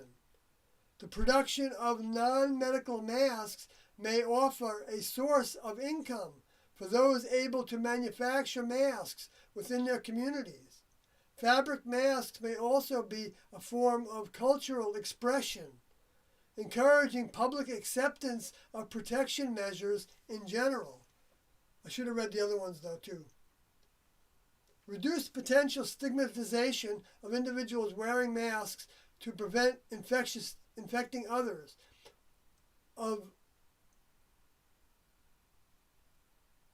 or of people caring for COVID-19 patients in non-clinical settings.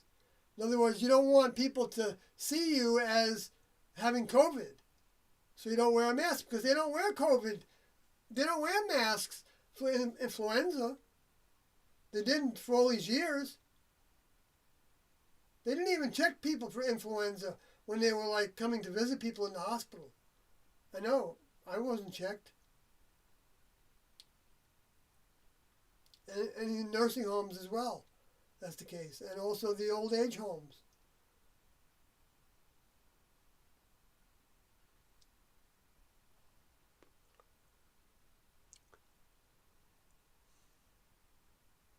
In other words, we should all wear masks to make people caring for COVID-19 patients feel more accepted, as if that's actually a significant problem. Really. Then another bullet point for that is making people, and they put this in quotes because they were in quotes, making people feel they can play a role in contributing to stopping the spread of the virus. And then they described that as, at the end of the quote, as such as masks, while providing a false sense of security, make people feel like they're doing something to help. But another way, it makes people feel virtuous and good. The same way when you put on a robe, you can feel holy. I know, I felt that when I was in the classroom for the very tiny period of time that when we would go to retreat, on two different occasions, or maybe 3 times I went to retreat in Black Hawk while I was living in Dallas area, or Amarillo, maybe it was. We wore robes that went to the floor and had long sleeves and were buttoned, close at the collar. And Tiendo wore them too. And so when we met with Tiendo, we were all wearing robes. No.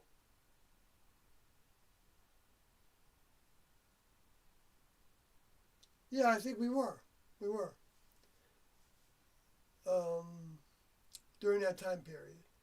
That was, for the people that were living with Tiendo at that point, helping them with, housework and stuff, I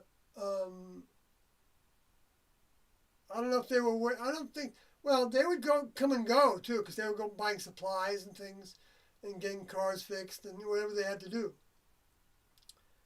They didn't wear them outside the houses. We didn't when we went on an outing. We went and played bingo. Tiendo and the group of students, including so it might have been like 6 or 7 or 10 students total, went to a church and played bingo together. He played with us when we were at a retreat. And in Denver, that was where we played bingo.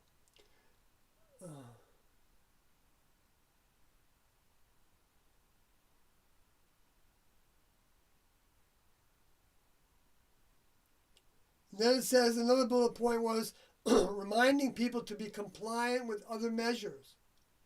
In other words, mask wearing is a sign of overall compliance. And then the last bullet point is potential social and economic benefits. This is perhaps the most ludicrously strained reason of all, according to the WHO. And then I read that already. Encouraging the public to create their own fabric masks to promote income and all that. Amazing. Amazing.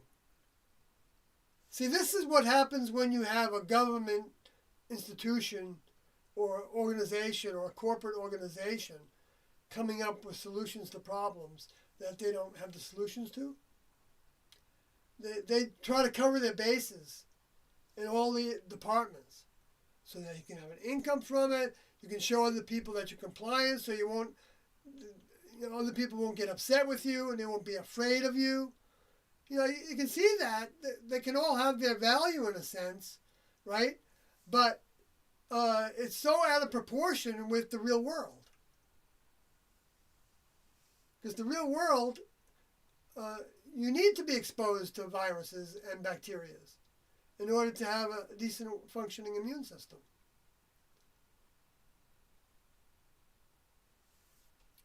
You don't want to be exposed to too much, too fast. And so you can understand why they would have locked down right away in the beginning. But to keep that lockdown going indefinitely is a totally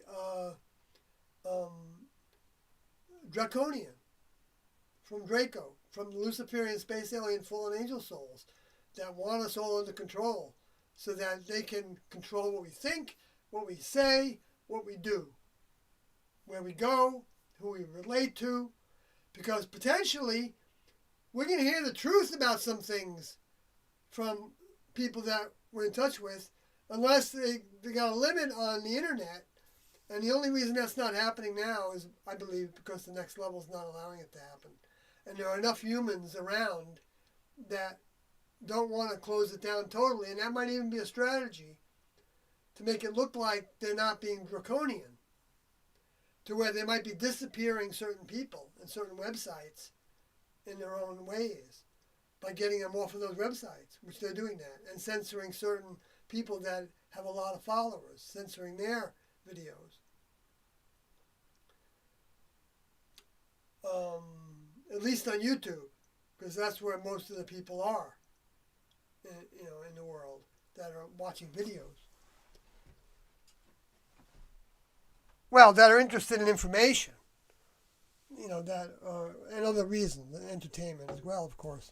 But there's plenty of places to go for entertainment besides YouTube. And there's also plenty of places you can go for information. I know that.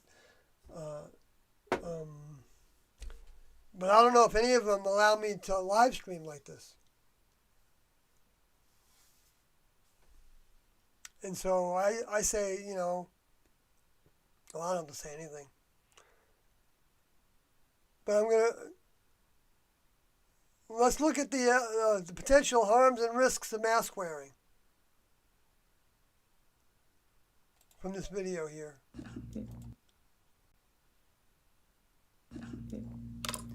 All right. Hey, everyone. It's Tammy Clark, Executive Director for Stand Up Michigan. And I am Kristen Megan. I am an occupational safety and health specialist and environmental and occupational toxicologist of 18 years and military veteran.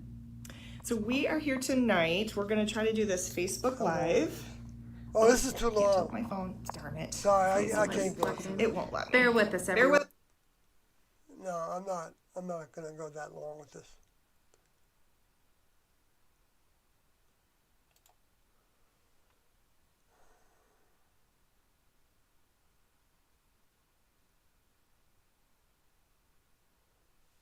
All right, maybe I went through enough of this. I do wear a mask when I go to places that require it, but I take it off right away after that. And I even go to places that with a mask around my collar. And if I see other people that are not wearing masks, then I don't wear a mask. But if I see everybody wearing masks, then I put the mask up for the length of time that I'm in that store. Because I don't want people coming in my face, or telling the management. Because for all I know, like I said before, let's say even if I complain to somebody in the store, like in the corporation stores, if I say that, like let's say I say this masking is a joke, how do I know that they have my name, they have my credit card? How do I know that they won't have a little something they can jot down? How do I know that they weren't told by the medical police, so to speak, that to keep track of people that are dissidents, that are talking against this policy? Because, we want to know who's doing that. And then those people could be vanished eventually, That's how you get rid of the opposition. But I don't even think they need to get rid of the opposition. Because I've talked to some people till I'm blue in the face about things, and they don't get it. Now, do I think that I don't get it sometimes? Yeah, I do. And I keep on pursuing the information.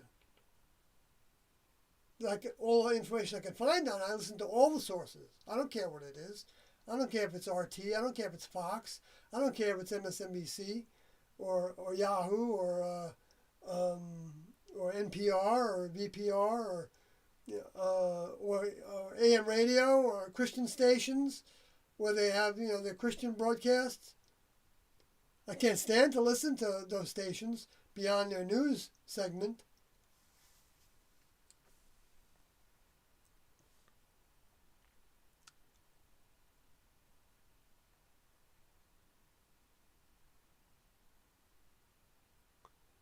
Oh, I should read these things that were.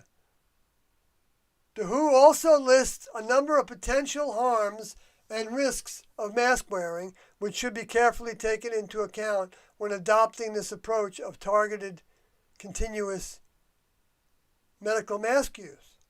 These include self-contamination due to the manipulation of the mask by contaminated hands or not changing the mask when wet, soiled, or damaged.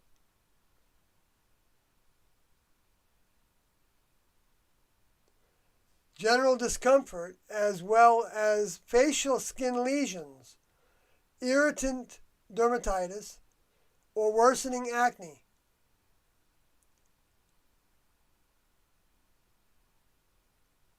False sense of security that may reduce adherence to other well-recognized preventative measures such as hand hygiene. Disadvantages for or difficulty wearing them by specific vulnerable populations, such as those with mental health disorders, developmental disabilities, the deaf, and the hard of hearing community, and children.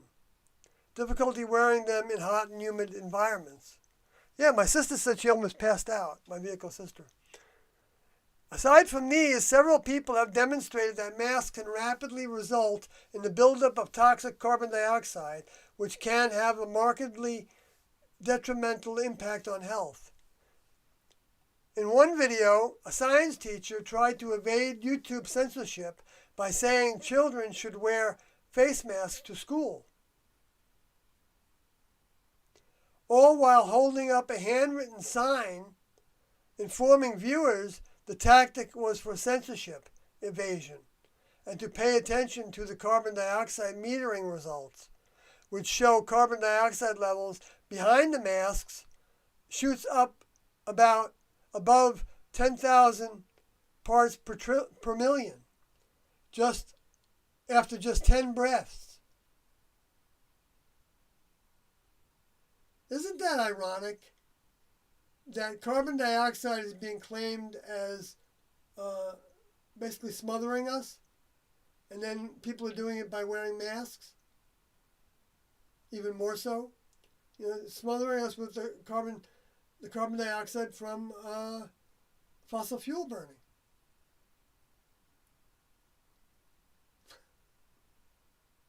Wow. Well, I hadn't thought of it that way before.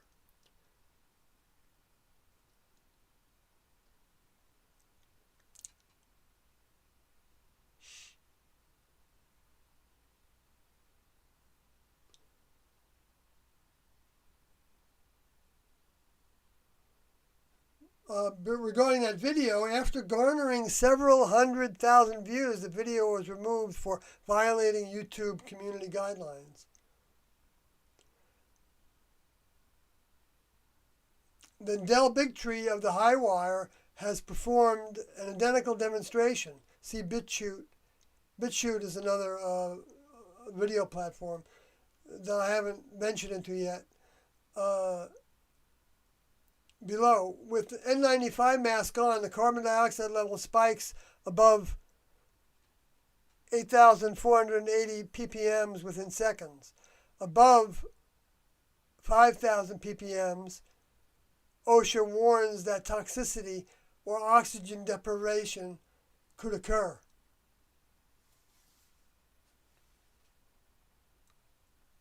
We need that 20% of or so oxygen that we get out of the atmosphere. Carbon dioxide levels between 2,000 ppm and 5,000 ppm are associated with headaches, sleepiness, poor concentration, loss of attention, increased heart rate, and slight nausea. The maximum permissible daily exposure limit is 5,000 ppm. I don't doubt that.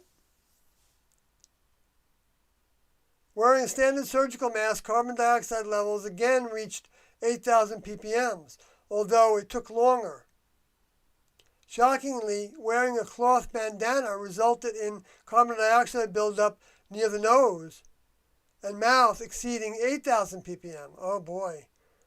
So I should probably get a regular mask instead of having to build up the 8,000 ppm.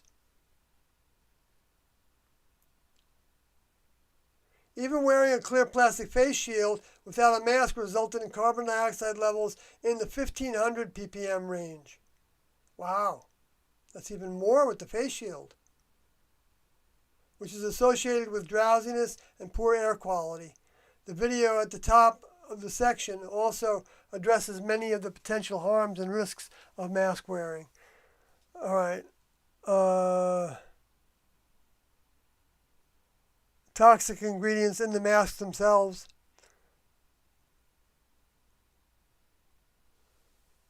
Protein 5 expression.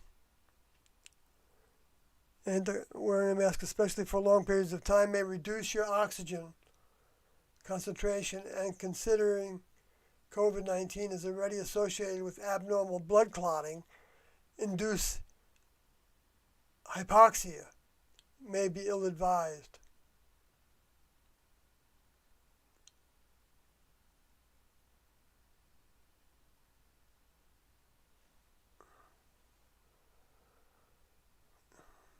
Now they're saying consider peaceful civil disobedience. I don't see any harm in that. Except that that's the good thing about masks. Wear your masks because then they might not be able to identify you very well.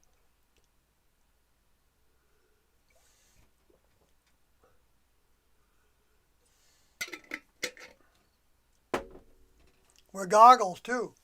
That make it even harder for them to identify you. And wear nondescript masks.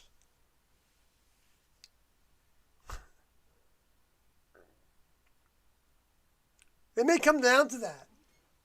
I know people that if you don't wear a mask in the store, they'll go and tell them, that person, or they'll go to management and report the person that's not wearing the mask.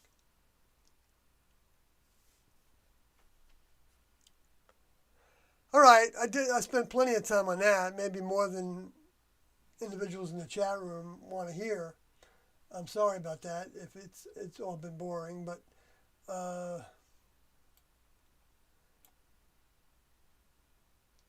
it is readable. Thank you, Ryan, for that. Noxious Butt Spray says, have you ever tried to spit through a screen door? No, I don't think I have.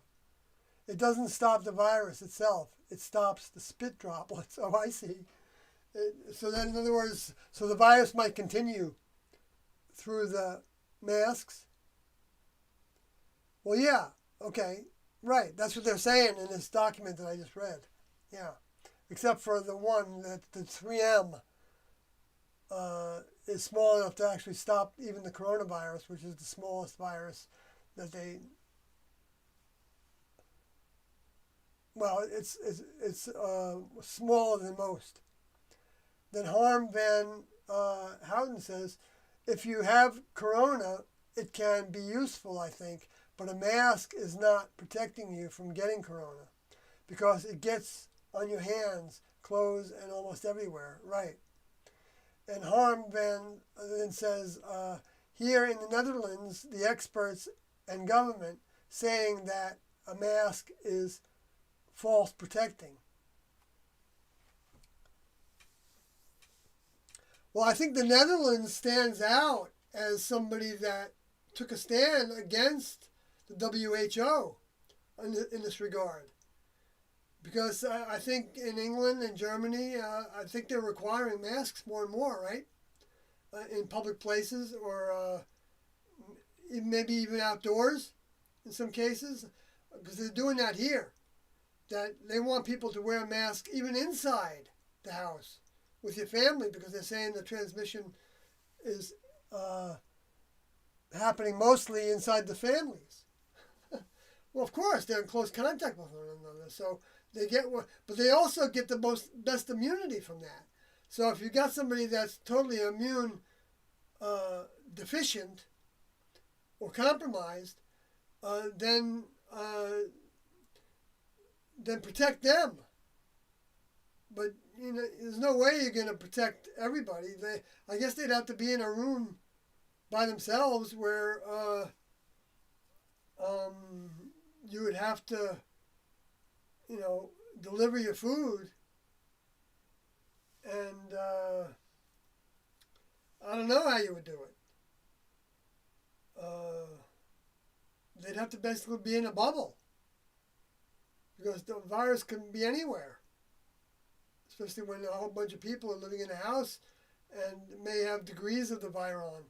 So, you know, like they have degrees of other viruses and other coronaviruses and colds and flus and you know. The list is very long, actually, of the potential for our bodies harboring viruses of this kind of virus that can actually stimulate, cause the immune system to break down and result in death or serious illness to where the immune system's got to heat up the body through a fever to try to get rid of the mucus. And that's what the Transfiguration diet does through our diet, gets rid of the mucus. So that when you get a fever, your symptoms are, you know, going to be, I don't know that I think I did get a slight fever after I went on the Transfiguration diet, 75%. And I got over it overnight. I didn't measure it though. I just felt like I had a fever. And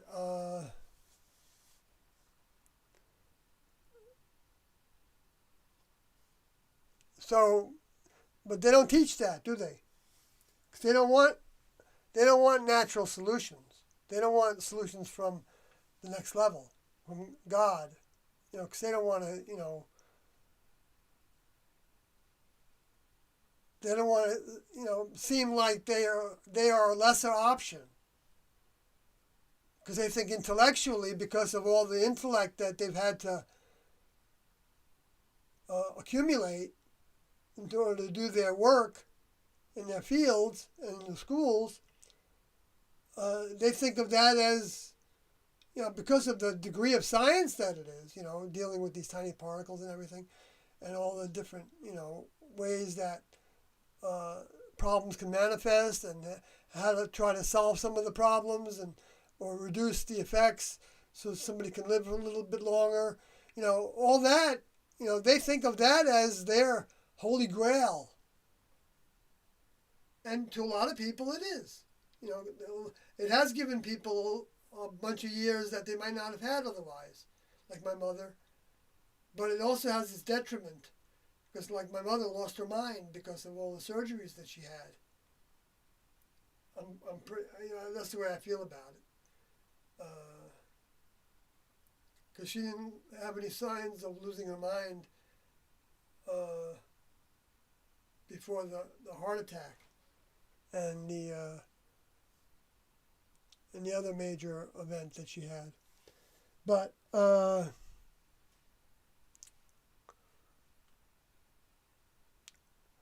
even that could also be from reduced blood flow, I guess, to the brain. Which that happens in a sense when you use the statins and you dilute the blood, then that blood has less force than it has when it's not diluted. It's a stronger combination.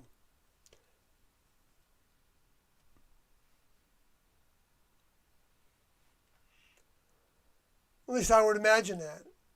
Maybe I'm wrong about that. So there's all the list of and a little bit about Dr. Mercola. I'll put that in there. And the disclaimer. All right, folks. Anything else in the chat room? Because I might be bringing this to a close. I was just coming in to talk about this, and I did want to talk more about that video, but you know what? Since it got deleted, I can upload it if anybody wants it. I went through the details of that God gene claim and the debunking from Snopes, that the debunking needs to be debunked in a number of ways.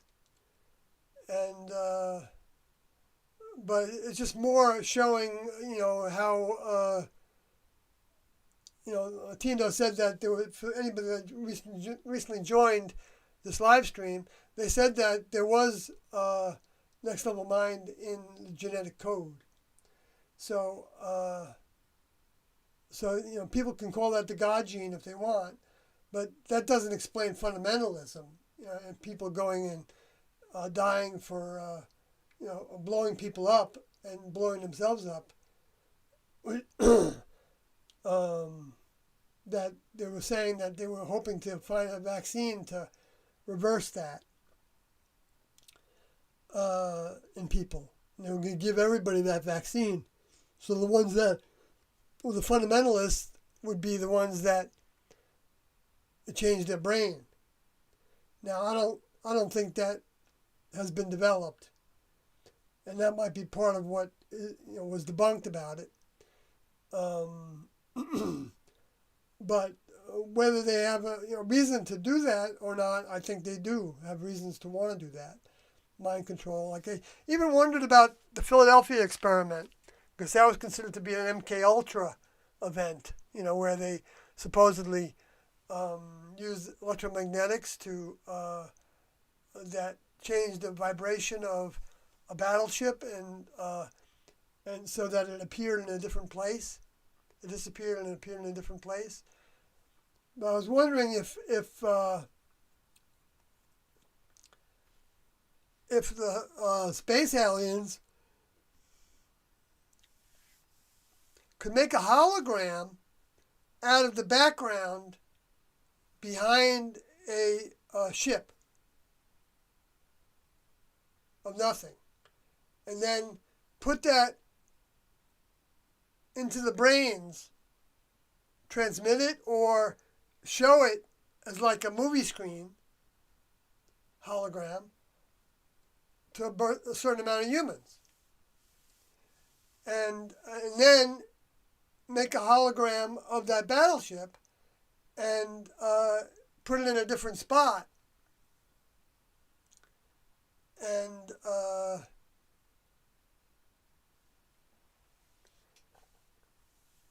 Tiendo said that the Fatima event was a hologram done by the space aliens, the Luciferian space alien fallen angel souls. And so to me, it's not a stretch if they can do like the Virgin Mary in the sky for those girls, actually saying something that they couldn't do. Who knows what size event they could do that with?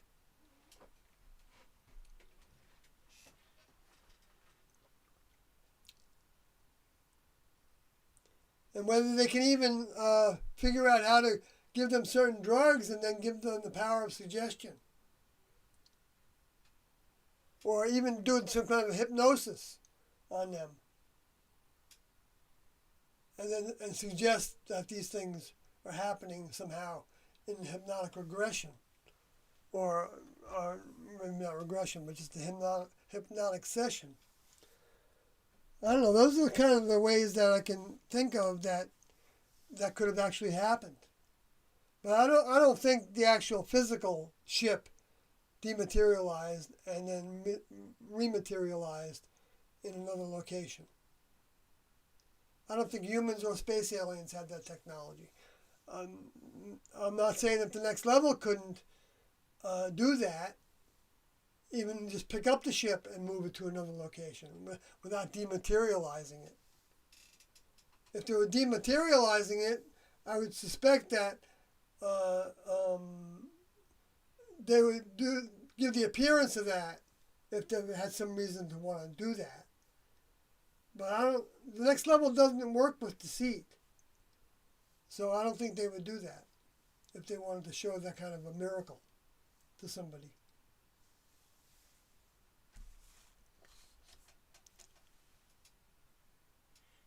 Because those are tricks. And the next level doesn't use tricks. But the spirit people, to where they, gemstones coming out of the palms of their hands, those could be holograms. And Luciferians know how the garden grows, and maybe they have a spacecraft that can actually generate those holograms. Wherever they got that spacecraft from, originally. In a previous civilization, even more likely. You're welcome, Jeff. And Harm Van Houten. Houten, is that how you say that? It's a pleasure. I'm sorry that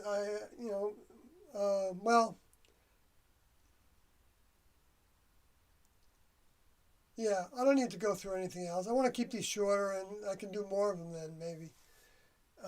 And just keep them to certain subjects best I can, unless somebody asks a question. So, good night, folks.